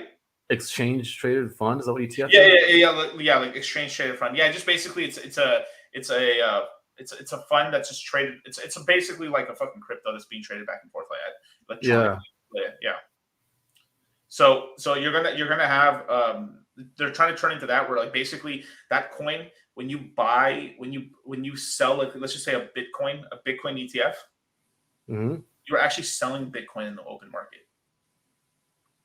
So it's buying. So it actually has price. It actually affects the price pretty drastically. So there's not going to be no more premium. There might be a premium, like a 1% premium or a 2% like discount or something. But you'll never see like a huge disparity because actually when you're buying the ETF, you're actually buying real Bitcoin. You're buying spot Bitcoin or spot ETH, and that actually will lose price. So when someone said like, "Oh wow, some well just bought $1 billion of fucking BTC on the ETF," that $1 billion translates into fucking price go up. But because they're buying actual Bitcoin, so whoever they're buying it from has to come up with it, right? Is that like who has the keys to that Bitcoin they're buying? I know they're actually buying. It's custodian. Right? It's gonna be custodian. It's the same people who are, you know how like the Grayscale fund holds BTC and ETH. They're custodians of it. So they're it's just the thing is they're gonna be able to sell it back and forth. So it's so kind of like actually selling it. So it's kind of like buying bullion, but storing it at the facility where you bought it from. Kind of. Yes. And you actually could. I think you actually can get ownership of it, but I have to see the details of it. But the reason we're excited, it's a second evolution because it actually like will actually pump it up. But the reason we're really even talking about this, like, because I actually think it's kind of a decrease, but there's a reason for it is because an ETF has access to the market of 401ks. You know, the 401ks, the retirement plans, Got it. Yeah. There's like an easy brokerages. So like if someone wanted to get into BTC or ETH, they're like, well, you know, I'm gonna make a 5% allocation in my portfolio, and then that's a lot of people doing 5% allocations, 10% allocations in cryptocurrency to have that sector in the portfolio. Just have exposure to it. You end up having hundreds of billions of dollars go like, and the Bitcoin price goes like this. And since everything is kind of a reflexive market where Bitcoin goes up, Ethereum goes up, and then everything that's priced in Ethereum shoots up, and then Fantom goes up, and then everything that's priced in Fantom goes up. So it becomes a trickle down economy where, like, you know, that's why like when Bitcoin goes up, eventually once it calms down, the people who hold a lot of Bitcoin will start trickling their money into other coins, and those coins shoot up in price, and then people who are whales in those coins are like, woo, and then they fucking sell those coins and trickle down into other coins, and then those coins go up, and the whales in those coins got it. It just becomes this giant cascade of like the game just keep moving out and out to like the smaller liquid coins, probably the least liquid coins. For most liquid to least liquid, it seems like it travels. Right. I mean, and that's kind of the whole point of like that system. And so, but the negative is that if people sell it, it actually hurts the price too. And that's what like maybe Richard and some of the team at PulseChain, Hex, and everything else are trying to avoid. So they're sticking with like the V1 model of like you can only buy it only buys when it doesn't have any more coins, and then when it has plenty of coins and there's no demand, it just the premium can go down. There's a glut, so people can lose money in the secondary market, but it'll never affect the primary market. The only effect it can have is that it won't have that buying support during times of glut when it's full of like supply, basically. So only the market itself correcting itself will actually lift it back up, and then once Hex gets popping again, then the demand goes up, the premium goes up, and then the Hex price further shoots up. So it's like nitro boost during times of like you can get very high spikes, further spikes in the price of Hex, because it becomes a very it has like a positive feedback loop because prices are going up, the premium's high, demand's high, and because demand's high, the price goes higher, and because the price goes higher, the demand goes higher. So it just becomes a self-fulfilling prophecy. And then on the way down, it does have a little bit of a negative feedback loop, but it's not as bad as if it was a raw version of it. Like an ETF has a positive feedback loop. Is like when the price is going bananas, more people are buying Bitcoin, and the Bitcoin price keeps going up. But the ETF can actually sell, which actually can hurt the price. So people can and that's the negative of it, basically. Got it. Yeah. Damn. Well, I'm actually gonna go hit the gym. You guys were talking about being in the gym earlier. I got my freaking workout shirt on ready, but I just wanted to jump on and say what's up to you guys, because you guys are cool people. So no, for sure, man. I'm glad you came on, man. And ask you like all this stuff that I've been asking you. I'd love to do it again sometime, Yeah, for sure. Man. Come on here, man. We do this every Wednesday and stuff. I think the next one's on, I think, Brand's channel, right? Is it on yours? I don't even remember whose channel. Yeah, it's all sort of wonky from the. You guys, I'd love to jump on and just shoot the shit. This is fun stuff. I enjoy it because otherwise I'm just in my head about it, so trying to read, and it's just good to have this open discourse. No, that's definitely for sure, man. Well, you have a good time at the gym. Me and Brandon probably close this chick out real quick. All right, peace out, guys. All right, peace, bro. All right, thanks again, man. Later, man. How do I end it? Yeah, hopefully dude. Speaking of, hopefully I didn't lose so many people with that. That can get a little complicated. Like it's simple once you understand it, but it's when I hear myself explaining that, and I sound like, what the fuck am I talking about? well, dude, it really is something that it's crypto's advanced, and like you mentioned, it's similar to some of the traditional markets. But if people don't understand that, just like with crypto, like why would you want crypto? You kind of have to understand how like fiat works and how central banks work. And then you realize, oh, okay, I don't want something that's just going to get printed into oblivion. But you're right. I mean, it's definitely more advanced knowledge and kind of information. But once people get it, it's like, yeah, this really is like that new financial system that, can slowly replace the old one as they develop the products. Yeah. So, okay. So here's this. Ready? Number go up. Yes, sir. Like, yeah, yep. It's called OTC. That's good. Number go up. I happy. That's it. Who?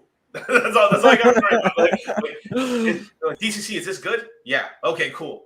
That's it. Yeah. That's it. Like, no, it's true, man. Yeah, it's true. It's interesting that Richard kind of talks about that's really all people do seem to care about. Is the price go up? So it's nice that you don't have to necessarily understand how a car works to drive it. Right. Yo, so I'll talk about Magical Cats right now. Okay. It's an NFT. It's an NFT project that's launching on Spooky Swap. I'm sorry. Tomorrow at like 1 UTC time, I think. I don't know what time that is. That might be like 6 o'clock, I think, if I remember right from like, because I think what the hex would roll over at 00 UTC time, which would be like 5 p.m. Pacific Standard, which would be like 8 Eastern, I think. So like 9 Eastern to like 6 o'clock. Yep. Yeah, 6. God damn, I still got it, baby. I only remember. I only know 00 UTC time because of fucking the AA rollover every day. That's the only reason I know that time. Yeah. No, that's true, man. So Magical Cats are coming out for roughly about 100 Fantom tokens, which is currently it's gonna be like $250, something like that, basically. And they're supposedly limiting it somewhere between 5 cat NFTs to 10 cat NFTs per wallet per seed phrase. Okay, so obviously I've got 10. 10 wallets. So I'm gonna get mines. Okay, do with that information as you will. I think those bitches are gonna sell out quick. If you only have one wallet, you get the max. I think. I mean, no, do your own. But I'm aping personally. Okay, that's all I'm gonna talk about, you guys. About that. No, it's nice when there's always incentives like you had mentioned to kind of maximize that. But dude, actually, so a couple of the guys from your mindset course group, they had hit me up. I think Jerry's in the chat, and then Steve was another one, and then another guy too. But they're actually in the Washington State area, and oh shit, they went to like the Seattle Hex meetup, and kind of that's how I had met them. But the point is it's cool, man. Like I wouldn't have known those guys had you not introduced them into Hex. So it was cool to hang out with them as like a mutual benefactor was your course. So that's really cool, man. That's changing a lot of people's lives. It seems it's very educational. Yeah, man, dude. There's about in total, I think we've done maybe like 4,000 people through the courses so far. So 4,000 Hex again. Well, maybe probably some people don't have Hex. So let's just call it 3,700. 3,700 people into Hex and stuff so far. And I'm hoping on the next one in January, a couple thousand more. Dude, yeah. Yeah. Well, and it's similar to what Richard said as far as like a piece of technology, right? You can use it to mass broadcast or like educate people like what you guys are doing, or just education online, or you can use it to just do the opposite, which is like completely veg out and and focus on stuff that's not important. But it's the people that take those courses and that familiarize themselves with others that have experience that you can really cut that learning curve in half and not make the same expensive mistakes that we've all done, you know? Yeah. No, thanks, Jerry, man. Yeah, he was one of them, and then Dave, and then I guess Steven was another one too. So no, definitely. Hey, for Fantom, you guys, all right. Not financial advice, not legal tax consultant or nothing like that. I'm just a simple moon boy on the YouTubes, you know. That occasionally wears moon suits. so if you take him with financial those are advice, cool. you know. But from what we heard, it's either like it looks like Fantom's going to be listed either on Binance or Coinbase tomorrow. So price go up, I think. So the co-founder, not actually the CEO of the Fantom Foundation is basically saying some bullish ass shit. Like goddamn. So I mean, I don't know. I ate pretty decently into it basically. So let's see what happens, man. I've been having a lot of fun on Fantom, dude. Like Fantom, Brand, you gotta get on Fantom for one reason only. Watch this, right? So you know how PulseChain is gonna work. Dude, so I was gonna ask you because I feel like I remember Fantom from like maybe 2017. Is that correct? No, okay, maybe someone else. No. Oh, okay. So what is it? Is it like an EVM type of deal or? Yeah, EVM. Okay. Basically, what happened was it's like imagine all the hipster dudes in Ethereum just says like, yo, like we need some place to like hang out and shit and like make NFTs and like do like yield farms and stuff and like hang out and make like NFTs and shit. And they're like smoking the fucking joint.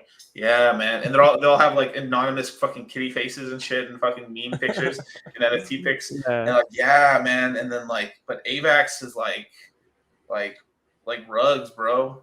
And like Solana is like business suits and shit. So man, we need a place to hang out. So they all went to fucking Fantom. And it's become like the cool hip place on Ethereum for all the Ethereum projects to start launching on Fantom right now. And it's fucking kicking every other until PulseChain comes out. I think it's going to be the number one chain for the rest of the year. Because I heard you, I think, and Charlie talking about it maybe a couple days ago, and I was like, isn't that thing from 2017? But I guess it was totally different. So that's you probably think of VeChain or something, probably. Right. Okay. Yeah. No. I think Fantom came out like a year ago, basically sometime in 2020 and stuff like that. It came out for really cheap. People I think made something like 1,000x on it if you bought in the beginning. Like if you got seed round, it's looking pretty good. Most people didn't, but most people could have gotten into Fantom at like 30 cents, maybe 90 cents and stuff. Myself personally, I started buying between 90 cents to $1.30. And that's kind of my range where I'm buying. Nice, man. Yeah, so it's a nice 3x and stuff, but basically what's going on is this whole year has become a year of something I like to call L1 tokens. This is the year of the L1 tokens. For the last 6 months, every token that is an L, so I would actually consider Hex as an L1 token almost in a way until PulseChain comes out. So the de facto L1 token of the Hex ecosystem is Hex. So Hex, look what the Hex did in the beginning in January. It was worth I'll be nice or I'll be mean. Penny and a half, right? Because it was like at a penny, but let's just call it a penny and a half. It went from a penny and a half to 56 cents, 34x. Nice, right? Then you had Solana go from $3 to like basically $200. Pretty fucking good. Then you had AVAX go from like a couple dollars as well to $70. Then you had Luna go from like literally $2 to $40. These are the main coins of the ecosystem. So this is why I'm calling it the L1s, because there's two types of kind of ecosystems that are EVM compatible, which is Ethereum virtual machine compatible. You have horizontal scaling and vertical scaling. Right. Okay. Horizontal and vertical. So, right. You have layer two scaling solutions for ETH, and then you have Solanas, PulseChains, Fantoms. You have stuff that's their own blockchain, but they're like they can do bridges back and forth into Ethereum, basically. So in a way, these become sort of like a scaling solution for Ethereum, where Ethereum's like it's like you can't handle all this TPS. The TPS goes on to Fantom, and then at some point when you have what do you call it, PulseChain launch, Oh fuck! Oh, a bunch of money. I actually do think a lot of Fantom. I mean, shit. I'm gonna sell some of my Fantom into Pulse once I bitch launches. That's kind of what I've been doing. Is like I just been like since I'm sitting, we're just sitting here for like waiting for Hex to pump and stuff. I just been playing around on that system, just getting like the average APY I'm earning on my portfolio on Fantom is about 70 to 120%. Nice, dude. That's APR, that's awesome. APR, not APY. Okay, So yeah, it's even fucking higher. Technically, if it's APY. Jeez. Yeah. Is it what, like delegated proof of staking or just proof of staking or for which one? for a Fantom you mentioned? Fantom's a DAG, so it's sort of basically it's not a blockchain. It's more of like a stack. So it's like think of it like I don't know, like something like I guess this. I mean, this. I remember Richard mentioning it's like distributed acyclic graph or something like that. So it's something like this. It just kind of like this is how it goes. Instead of a blockchain being like a line like this and they connect with each other. Okay. So it's like it's a single. They kind of stack on top of each other. They're like boom, boom, boom, boom. It's kind of like that. Okay. It's almost like a Pringles box or a Pringles fucking like thing like that. It just makes that's how right. Okay. It's pretty decent, but the problem with it is like as of right now with Fantom, the main problem with it is because it is scaling. It actually does have a lot of TPS. It's very fast. I think it does transactions in like between 1 to 3 seconds, 2 seconds, 1 to 3 seconds. I mean 1 to 2 seconds. I'm sorry. And the thing is like it's pretty centralized, right? And this is the same problem that like PulseChain is going to have as well, because PulseChain is really only in the beginning, what 33 validators. That's it as well. Yeah. So it's a sort of thing where like you have to, like this is sort of the thing where like like it's like this is the classic like the trifecta of like sleep, have sex, good grades, choose two. so yeah, that's true. That's true. Super fast TPS, super fast TPS security, and then it sucks on some, or it's slow, or it's missing something.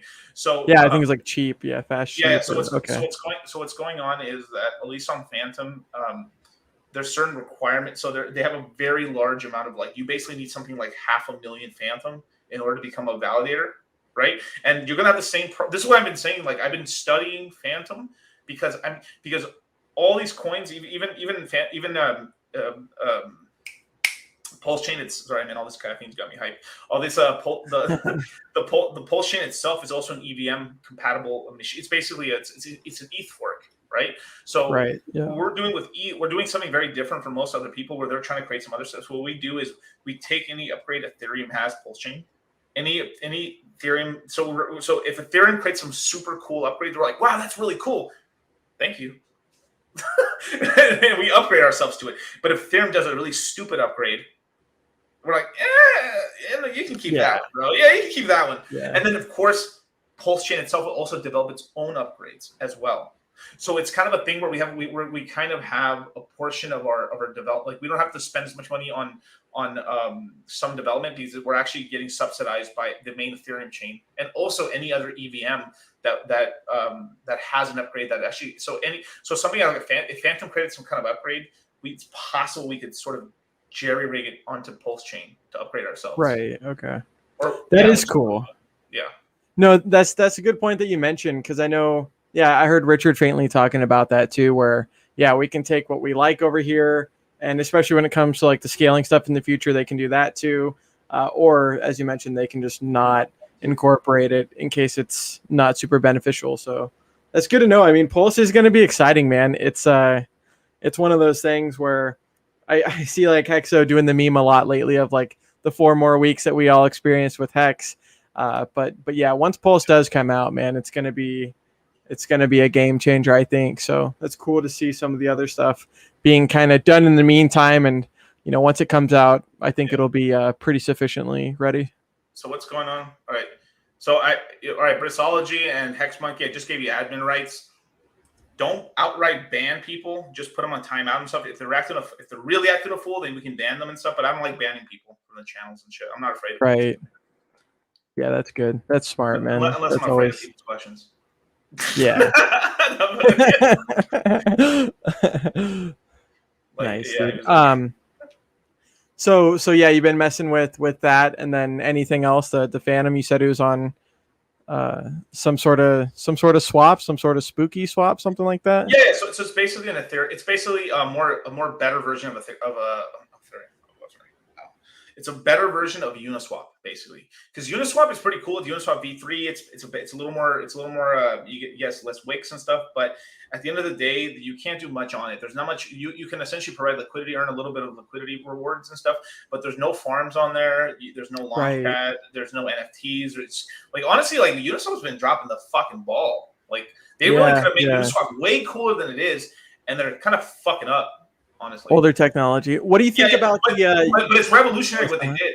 It's really revolutionary. That's true. That V2 and that V1, unbelievable. Like they like there's like before Uniswap and after Uniswap. Like they're the first deck. You always have to bow down to like Uniswap for that stuff, but like V3 was a little upgrade, but it was more like trying to compete with Curve in a way too. And what they should have done is just added some farms and stuff and help pump the price of fucking the Uniswap token and stuff. And I know some stuff about Uniswap in terms of the team that they probably have some problems. Really? So I was going to ask you, like, what do you think of, because you know the space a lot more than I do. What do you think of the PulseChain, the fork of like Pancake Swap, right? As far as the incentivization for liquidity, because I heard a lot of people like funding Jim and even some person on the audio chat, like Ruth, of saying that you could kind of put in both pairs of, say, like EHEX and HEX and then be able to get liquidity token in return. LP farming. This is, once again, go on Fantom. Okay. Just for a little bit. Just a little bit. You know, like a little thousand, like 1,000 Fantom, right? You know, I know you got it, Brandon. Those pockets heavy. Yeah, that's true. That's true. All right, it's just 1,000 Fantom, right? And that'll cost you like $2,300, not even a mortgage payment. Now you essentially go to SpookySwap.com, you hit the bridge, you move your Fantom from Ethereum Fantom over to Fantom, and then there's on Spooky Swap there's something called. Wait, give me here. I'll just show you. God damn it! And making me do work and shit. No, I'm curious though. That'll be good to know, I guess, for like you mentioned, once Pulse does come out, because last thing you want to do is make the biggest mistake I did in Hex. You know. Oh, I mean, just day one, I'd done all this Bitcoin, Litecoin stuff in the past, but never interacted with the smart contract. Definitely sent to the to the contract address. But you learn from those mistakes, and it's like, man, with the amount that I still have, like, you know, it's totally a lesson learned. But like I was saying, learn those lessons now or from other people so you don't make them yourself. Yeah. So this bridge is pretty cool. It's powered by AnySwap. Pretty sick swap and stuff right now. This is the main bridge for Fantom, and we're gonna roughly have some version of this, like close to this. Like what? So the reason I'm telling people, it's like you don't have to really fuck around with a lot of money. It's more of the thing of like I want you guys to play around with just to know how it kind of works. So when this comes on PulseChain, you're running out the gate. You're not like trying to like fucking geriatric trying to figure it out and shit all quick. You're like like back and forth and shit, juking motherfuckers and shit, like out here, bro, like making money like off the fucking bat, like that, like hell yeah. So all right, so you basically select the token. You select either I'd only recommend you basically go through Uniswap. You like spend an Ethereum or something, buy Fantom on Uniswap. Then from here, right, you can do this straight through a MetaMask. So it's so sick. Just you don't have to fuck with anything else. Same MetaMask you're using. You just select the token, pick Fantom, and your Fantom, and you pay a little fee. The fee usually is between $20 to $40. That's the most I've ever paid is $40 for the thing. You connect your wallet, you do the swap. In about 2 minutes, you have it on Fantom. And then what you do is you go to this magical thing called right here, right? Connect your wallet to the Fantom Opera. So when you go on a MetaMask, it has something called what's it called? It's the Ethereum network at the top. So at your MetaMask, you have the little bar with the little RPC thing. Yeah. So just like this is the same thing you're going to learn for PulseChain too, because you're going to click off the Ethereum network, go to PulseChain network. Just like you guys are doing it right now for the testnet, same fucking way. So instead of this, it's gonna give you the option. Boom, you want to connect? Sure. Would you like to add the Fantom Opera network to your MetaMask? Yeah, I would. Thank you. Oh my God, you're so nice. And like you hit accept, and then magically you're on the network, and then your Fantom shows up in your wallet. You're like, oh shit, that Fantom is Ethereum in this ecosystem. So now to bring it back to PulseChain, let's just say in the PulseChain network, you're going to do the same thing. It's going to be the bridge. You move your PulseChain or your ETH or whatever pull whatever the thing over to that side, and then you'll have PulseChain in your wallet, and you're like, that's the Ethereum of the PulseChain network, right? Right. Okay. Right. It's so simple. So basically, what you do is this. So you know how on Uniswap and stuff you can do hex Ethereum, something like this. Yep. So this right here, Boo is sort of like, imagine Uniswap token. That's what it is basically. It's a Uniswap. Okay, token. sure. So this is Ethereum. So you do Fantom and this. So imagine that I had 100 Boo. Oh wow, I didn't even do it. I guess I have to connect my wallet. Oh well. Yeah, no, yeah, So it's a sort of thing where like you can swap. This is the most liquid exchange in all of Fantom, and you sell some Fantom for some Boo, whatever you feel comfortable with. Let's just say if you had 1,000 Fantom, you maybe did like 400 Fantom into Boo. You go into Liquidity, you put 400 whatever Boo you got here. It's going to say 400 on this side. You fuse them together. You get an LP token. Fantom Boo LP. Then you go to this magical place called Farm. This is the same way it's going to look. It's except from what I can tell, if they fully copy PancakeSwap, I like how Spooky's doing LAS at the top. It looks that looks nice. It's clean. It's clean. So there's a competitor to this, which is called SpiritSwap. Very good team. Guys it's a good platform, except they have the bar on the side. So it's kind of okay. And it's right here. I think that's exactly how, because that's how PancakeSwap is. I think that's what they're going to go for. So PulseChain's PulseSwap is probably going to be exactly like that with the bar on the side. If I could throw my vote, I would rather have it at the top because it just looks clean. I agree. It looks way better. Yeah. But if not, it's just what it is. So look, all you do is right here. Here's Fantom Boo. You earn 58.3% APR. That's more than APY. And then you just hit approve stake. Literally everything on this network, I have not paid more than 14 cents per transaction. Nice, dude. 14 cents. Yeah. You're paying the Fantom token, right? Is the transaction, right? Yeah, is the gas fee? Okay, cool. Yeah. So it's 0.04, 0.02, 0.07 Fantom. And it used to be so easy to calculate it because it used to be $1. I'd be like, yeah. So now I have to 2.3x it or whatever in my brain and shit. But like it just is. But you're like, yeah, this shit's cheap. It's fucking a quarter or less. So that's cool. That's cool. So you stake it in there and boom, and then you start getting paid out. So imagine in PulseChain, it's going to be PulseChain token with I don't know, Binance. Maybe some stablecoin here, USDC. Maybe it's something else, right? Whatever it is. And you see where it says liquidity here? Like there's actually let me make yeah. I've got it zoomed in on mine too. Yeah, so right here is 107. So right now there's someone added more money. Yeah, it just went up. Yeah, someone just had $1 million. Holy shit! Someone's watching the stream. Someone the stream just added $1 million on stream. Wow. Jesus Christ. Okay. Yeah, we'll get some hexagons out here. So there's $1 million of liquidity on here. And then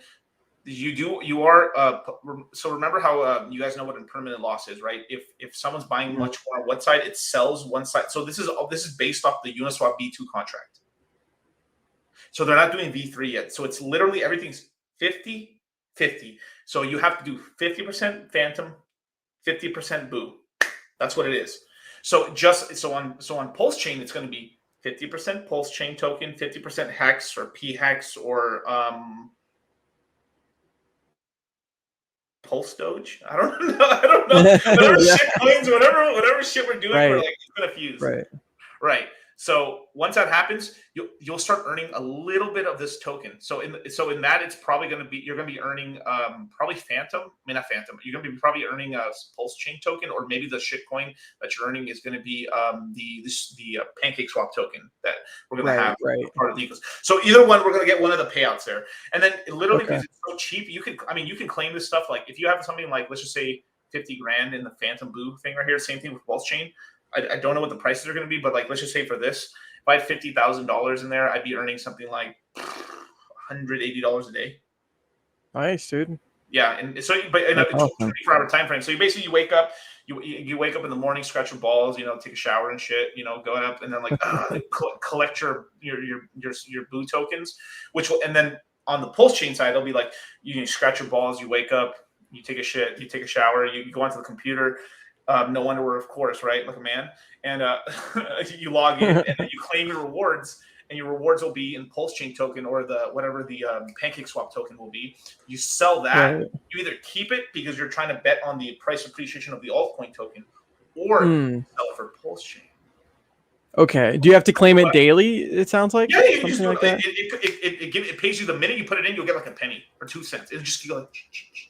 So there's no time limit on when you claim it, type of deal. Yeah, it pays you right away. Okay, cool. Yeah. And that's essentially how it does it. And then you can just, I know guys are OCD that like claim their shit like every fucking 4 hours.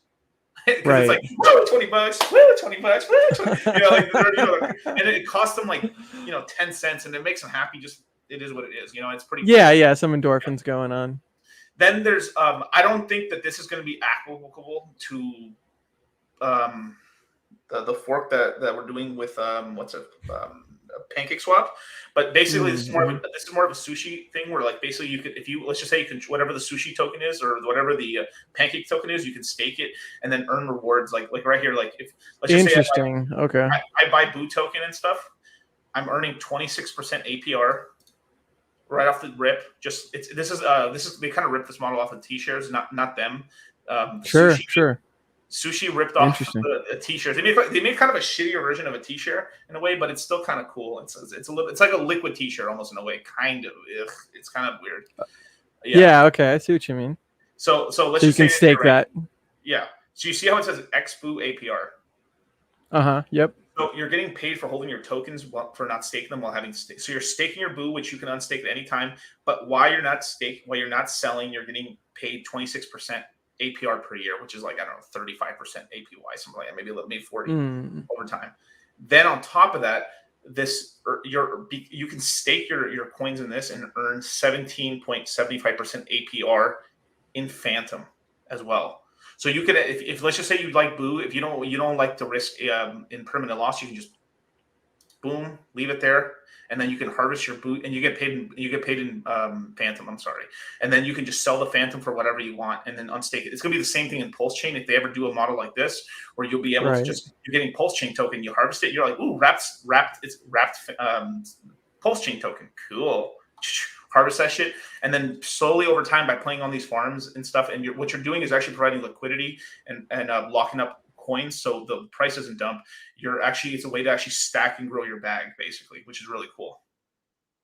We must protect innocence. I was gonna say, dude, I saw that too.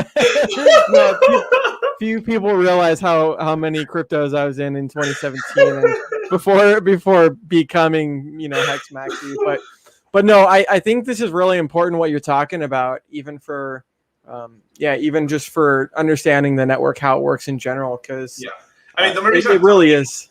The only reason I'm telling people to play around with this is just so you know how this works. There's another place, like, all right, so let me show you more than likely what we're actually going to be like.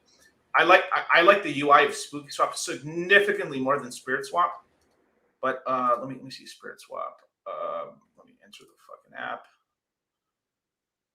Oh, you guys can see it. Okay, my bad. Give me 1 second. Sorry. So this will be my last screen share. It's my bad, you guys. I just want to. So you see how this is on the side right here? Yep.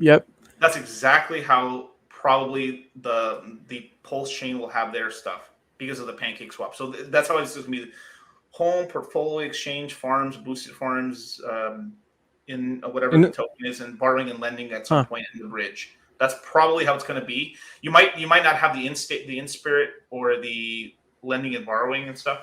It's going to be pretty simplistic. There's probably just going to be farms, exchange, portfolio, and then bridge. That's it. But basically, that's how it's going to look. Simplistic at first, and then they're going to add more and more stuff. I like the other way around. I like it like I don't know. This is just me preference. Like Spooky just is way more easier to use than this stuff.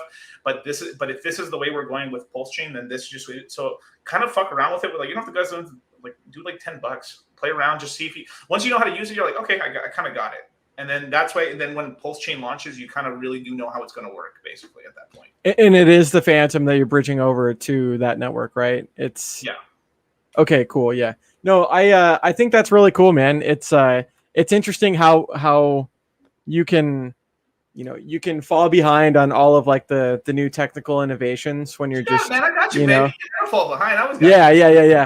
No, seriously, no. It's cool, man. Because I remember when the Uniswap airdrop came out, and Richard's like, he's like, yeah, now as far as like the vampire attack that BSC something like that was doing, PancakeSwap was doing. It's cool to see how much is like come out from this, man, because that's definitely quite a difference. I mean, it is going to be a multi-chain universe, I think, like Wave 3 has said or Richard said. So the more that we can implement what they're doing and be successful at it as well, then people will be incentivized to use that too. So let me say one more thing. So if you are going to play around on Fantom, Spooky Swap and Spirit Swap are the main playgrounds of safety. Okay, don't like you just like you don't be sticking your dick in every fucking hole, right? Well, if you fucking stick that dick in that other hole, bro, you're gonna catch something, and more than likely it's called Rug City. They're gonna steal your money. Yeah, just be careful with that side. Oh, you'll be fine and stuff, but it's just to play around. Don't throw anything you're not willing to risk. It's just mostly just learn how the mechanisms work. It's going to cost you nothing. It's like 14 cents per transaction at most. So if you could throw $100 on there, pay the $20, it's just, just to learn. Once you play around with it a little bit and you earn some yield, like, oh, I understand how this works. And then you're able to figure out strategies. And then that way, when it happens on PulseChain, you can be a day or two quicker. And then a day or two quicker equals a lot of extra money in terms of APY, also in terms of like staying on top of stuff, because basically like Fantom's been around for basically almost a year and a half to almost 2 years.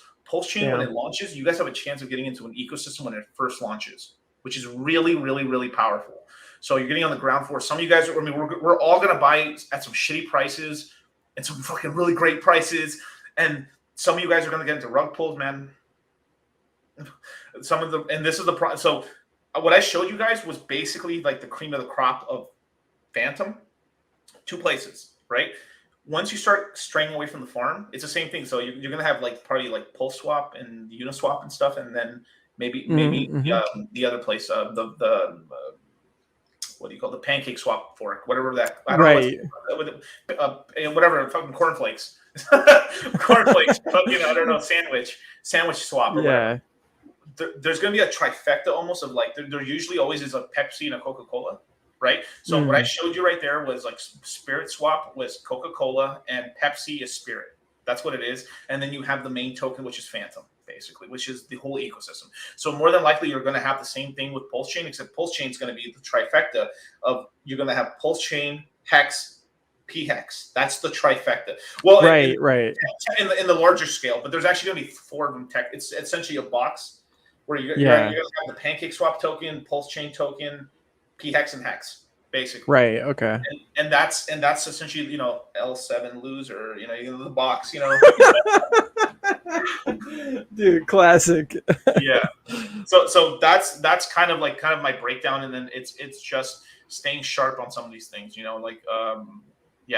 It's pretty cool. And I can talk about it. I'm just trying to keep it a little more Hex centric, but also PulseChain. Right. This is a stream and talk about a little more about Hex, but it's it's on 5 sides. Maybe I don't know how to do the Sulu or something. But yeah. No, I think that's important. I mean, like you said, especially if you don't know what you're doing when that technology comes out, then you're either going to be sitting on your thumb, or you're just going to be now having the learning curve start now. So I think that's kind of smart. And I think you're actually the first person that mentioned it, and I really see it now. But yeah, people got to realize what makes PulseChain gain adoption and values a lot different than say Hex. So like there's going to be so much more coming onto it, especially with the system state, that there's going to be a lot more than people are used to with just Hex. Even if you're not going to participate in any of them, you still have to be able to realize that other people are, and that the network itself is much more advanced than just a smart contract like Hex. So I got to give you guys a warning, right? So there's a bunch of shit coins on Fantom. there's going to be a shit ton of shit coins on PulseChain at some point, right? And some of them you guys can get in, you guys make a lot of money. Other ones are just going to flat rug you guys or steal all your PulseChain. So the one thing I'd recommend to you guys, if you guys are going to play in those shitty streets, if you gotta wear rubber, okay, and then let me show you how to wear rubber, okay? You basically make another PulseChain MetaMask, different seed phrases, and you transfer whatever little money you want to play around in that little shitcoin ecosystem. You essentially use multi-wallets. People are going to end up doing this thing where like, oh, I got all my PulseChain tokens, cool, and all my PHEX, let's go farming. And the first farms are okay because it's like the state-sponsored farms on PulseChain. Right. And then what's going to happen is there's going to be something called these kind of AMMs, which are basically like, it's like these automatic yielders where like you have a yield farm where this yields on this yield farm and moves the yield to this. So they're called auto compounders. And there's two types. There's auto compounders that get you the token reward, more of the token reward, or one that try to auto compound and then sell the coins and then buy you LP tokens. And sorry if I lost you guys, but basically it's a way for they're replicating the rewards for you automatically without you paying money. Without you, because it's moving a shit ton of money in a circle, and then it's buying you more of the tokens, which increases your APY. So imagine in the spooky, you saw the spooky swap one where I said it was like 58%. Yep. If you had that on a yield aggregator, basically, that could be something like 77 to like 110% APY. Because it would sell the Boo token right away, buy you more of the tokens, like, and then do it once a day like this. And then, but here's the problem: is that there's contract risk. Yeah, you're having the initial contract risk, and then you're squaring it with another contract risk. And then there's things where like they're doing like, if you guys don't go that degenerate one day, which you guys are, you probably are. Yeah, it's inevitable. Stay away from stuff that has flash loan capacity. Every time there's flash loans, it's bad. Every time. Yeah, that's a good point. Yeah. Literally fucking Cream Finance just got fucked again. Yeah. The fucking fourth time they got fucked in the ass and shit. Like getting their I'm at the point. I mean, like people who keep putting their money into fucking Cream Finance is fucking lose. They're just like, it's an inside job, obviously. Like, dudes, like, they stole like $800 million. Like, what the fuck, again. Yeah. I've seen that a lot with the flash loans that you mentioned, and it's actually a very good point because what a tool to really, have massive liquidations or like you mentioned, kind of like a withdrawal, like a rinse and repeat, as you mentioned, of 800 million total. Like that's a lot of money, but people don't really learn, the fool and the money are easily parted. So sometimes you can forgive the first one, especially because the team doesn't disappear and they're actually there. Like, oh fuck, but like 3 of them. Like, if those are 4, I think. This 4, fuck, bro. I mean, it's like, that's almost incompetency, or they put it in there intentionally. You know what I mean? So there's a lot. Totally. There's a lot of a flash loan. Well, it's basically you're borrowing a stupid amount of money for like one block. So okay, how can I say this? Okay, so on Ethereum we have 13-second blocks, right? Which is just basically like we wait 13 seconds. 13 seconds. Then another block. And we're in a blockchain. So we're in a daisy chain. We're like I need props. Like so imagine sort of like it's like here's one block and there's like an invisible little line between and then another block and another in a perfectly straight line showing essentially time, like what happened in time in the blockchain. Well, what a flash loan is you can you borrow a stupid amount of money, basically whatever money you want to do it, to either borrow. So it allows you to do a strategy where you're able to like borrow a ton of money to buy this token, to sell it, to wick the price that pays you on this, and then essentially you can just pay. It allows you to just. There's kind of different strategies. There's kind of strategies where you're working the price up and you're selling it and taking the profit in between. And then if it's profit, and the way these contracts works is they let you do that as long as it's profitable. So let's just say I borrow like $10 million with no money. And go boom, boom, boom, boom, boom, and it makes me $300,000. Like, it's profitable. It'll do it. So in 13 seconds, it'll go. And then, boom. The money that I borrowed from them, that $10 million, will be returned back to their purse. I paid them a little, like little scratch off for them for letting me borrow the money. And then I'm like, whoa, $200,000, $300,000, you know. And then so that's flash loan attacks, the simplistic version of it. Then there's more complex versions where they're borrowing a ton of money on a fake token. So there's sort of a thing where like they can do a flash loan on the own service where like I can make a token that I can borrow a ton of money on tokens that are not even real, that the protocol thinks has value.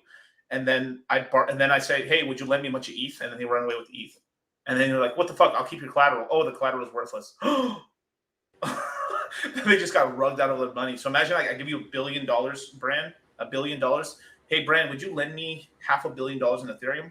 Yeah, of course. Yeah, so you give me $1 billion of coins. If I run off your money, just keep my coins. Sure. Then you check your bag and you're like, dude, these coins are worthless. What the fuck? And sometimes there's ways where they jury rig it. They did this to a couple protocols on Binance Chain where I don't know how the governance system essentially voted in and said, yeah, this token's actually valuable, so we'll give it value in terms of loans. So it allowed them to make a bunch of these coins as collateral, borrow a shit ton of Ethereum, and then just walk off with the ETH. Right. Yeah. Yeah, you got to be careful, like you said. That's gonna be.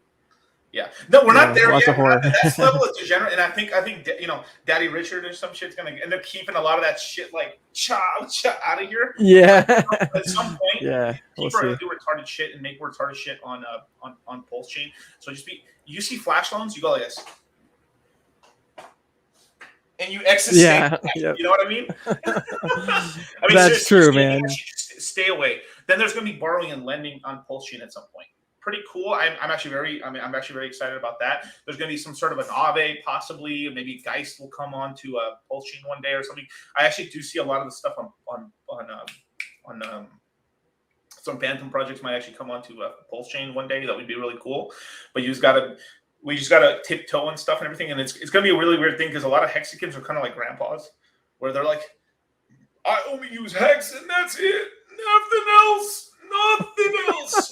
Never. Everything's a fucking scam. This shit's fucking dumb. Back in my day, like a lot of that grandpa shit. Just like the Bitcoin Maxi. Yeah. Yeah, they're turning the Bitcoin Maxis, and we're turning. I see what you mean. Like, we're evolving. It's sort of this weird thing where like we're entering a world where like, right, if Hex is Bitcoin, we're making Ethereum. Yeah, exactly. And some of the Hexicans are going to have some geriatric troubles trying to like bridge over to that, I know what you mean. No, because Richard had that same problem. I remember in 2017 where was shit talking Ethereum a lot, and then obviously he had kept one of the articles that he had wrote about Ethereum, but as he had mentioned, like the world had kind of changed, and by the time Richard had realized it, like they had already made more gains to 10,000x compared to his 2,000x in Bitcoin throughout all of the years.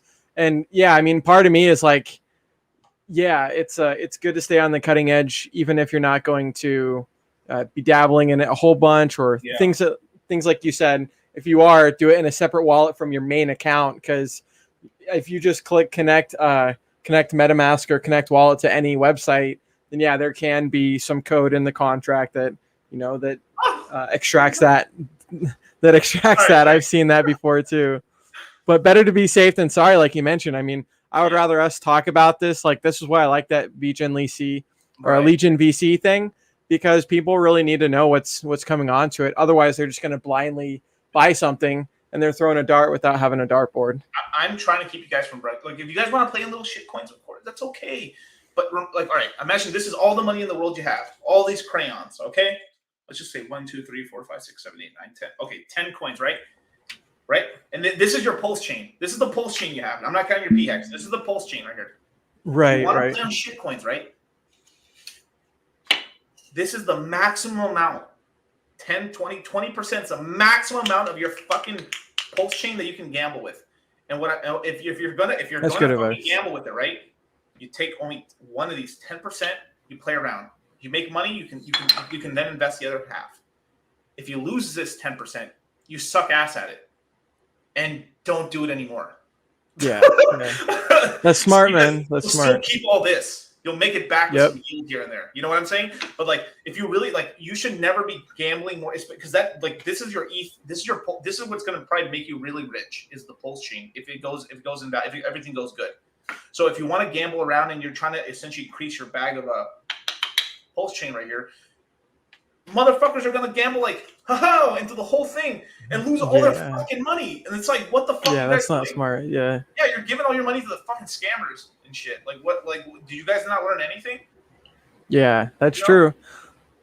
Sorry. Yeah, go ahead. No. I mean, you're definitely right, dude. Because like Hex, a lot of the stuff that it said, it is. But then people just think that maybe with anything else that you can just believe what you're being told or believe what you're being sold, and then have it just be like you mentioned. You think that you're being sold something, and then you open it up. It's like that. Anyways, like that one movie where you open it up, you think it's a whole bunch of money, and it's like just a whole bunch of receipts. You know, so that's the last thing that you want.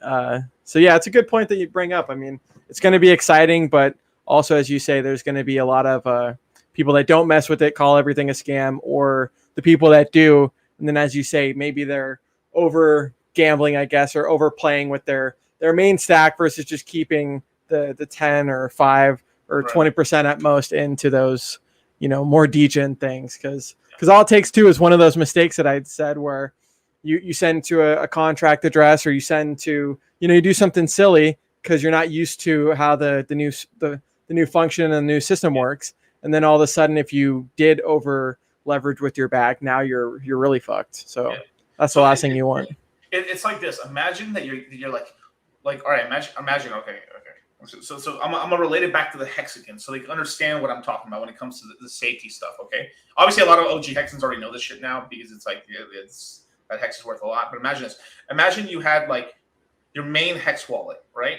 Your main MetaMask or whatever fucking wallet you're using or whatever, right? Your main MetaMask wallet or whatever, you're using that, right? And you're using that wallet to go on every new swap and every new fucking farm. Yep. Yeah. Do you know how stupid and retarded that is? Motherfuckers.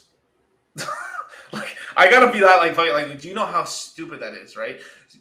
So if let's just say you want to play in shitcoin town, right? You take your nice clothes off and you put your fucking streetwear on, right? So you move a little bit of your PulseChain tokens or p-hex or hex over to another MetaMask with a different seed phrase that's attached to a different cold storage device for safety, okay?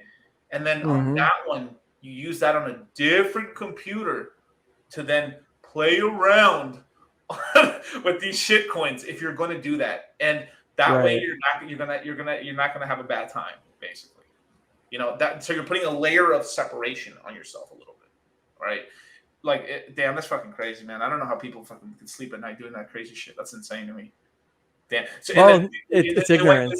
But in the wallet where your main stuff's at, you only use whatever the starting stuff is, right? Like some people, like a lot of OG hexens only use like go.hex.win or maybe one of the other like couple. Right.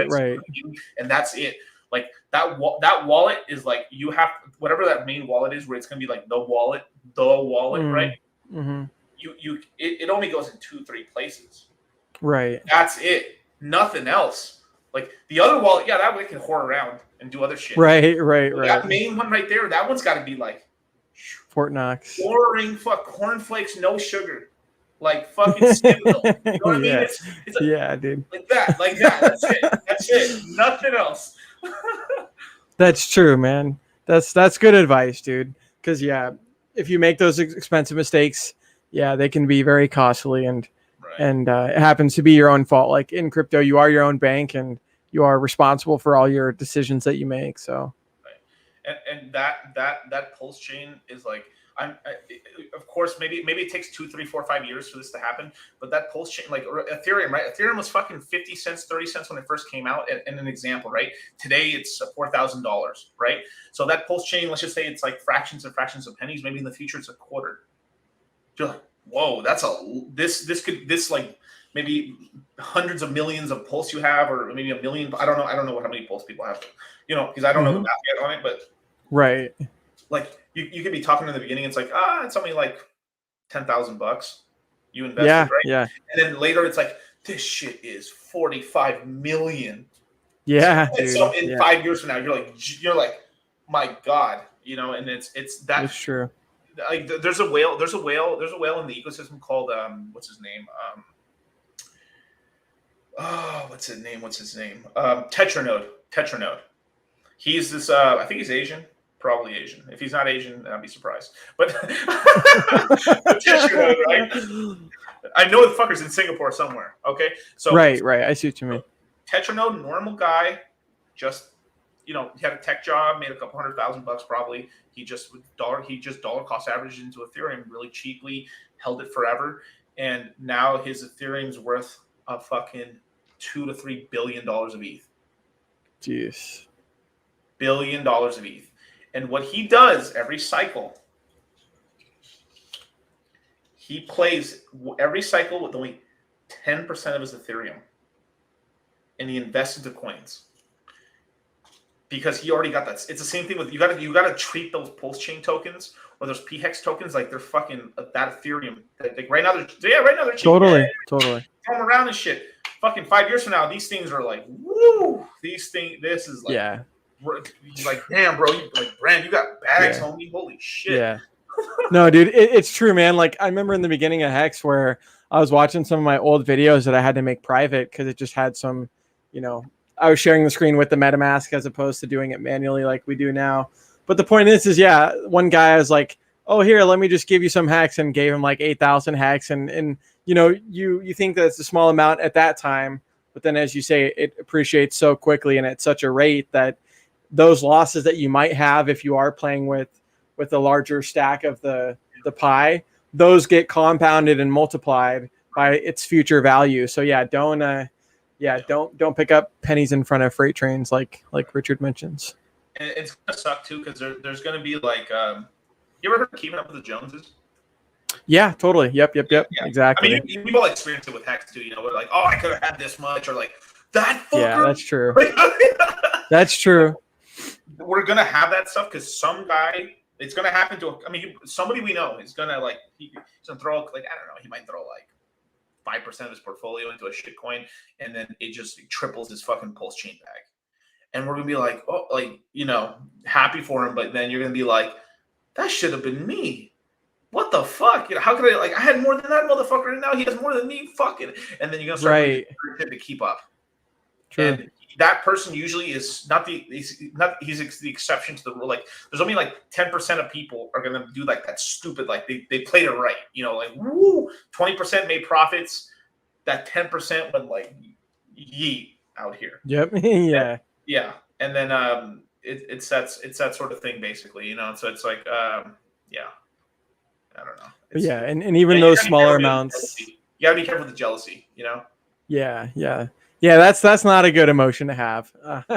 Definitely not a good emotion. Like there's always someone that has more or less than you, but just stick with your own stuff. Focus on yourself. Like worrying about other people's money is not going to make yours, grow any more. So, but yeah, dude, I think I will probably have to get going here. Not a problem, dude. Go hang out with the brother. But dude, yeah, thanks for hosting the Nights of Crypto, and happy to hopefully be back. So that's good. No problem, dude. Yeah, we'll either have it on your channel or Plan C, or not. Whoever's channel, yeah. Whoever's channel is, yeah, we'll have it. That guy's smart too. I saw him on camera too, which is pretty cool. He's it up. He's a really good dude. We're working with him a lot more closely now and stuff like that, and we got some cool stuff. Nice, dude. So, man, Brand, where can people follow you, man? Just Balliet Brand everywhere. I mean, you can see on the little thing there, allmalinks.com/Balliet Brand. I mean, pretty much, yeah, it is just Hex and Pulse centric. Sometimes if there's other stuff going on in the market, I'll talk about it a little bit. But yeah, it's pretty much where everyone can find me. And then also here on the weekly streams that we do. So. Gotcha, man. You can just follow me at Dollar Cost Crypto. Subscribe. You're on my channel right now. Subscribe. Hit the notification bell. If you don't hit the notification bell, you'll find out you're not subscribed anymore because YouTube does that for some reason. I don't know. So true. Do the same thing for Brian's channel and stuff. And then, yeah, man. Yeah, you guys, I'm going to have a stream tomorrow. I'm just either around 7 o'clock, like regular Moon Gang time, which is 7 o'clock Pacific Standard Time, or Perfect. 9, somewhere in that range, 9 and stuff. I'll announce it tomorrow when I have a better, I got to look at my schedule basically, but I'm going to do a stream tomorrow. So, boom, bros. So, cool. Later.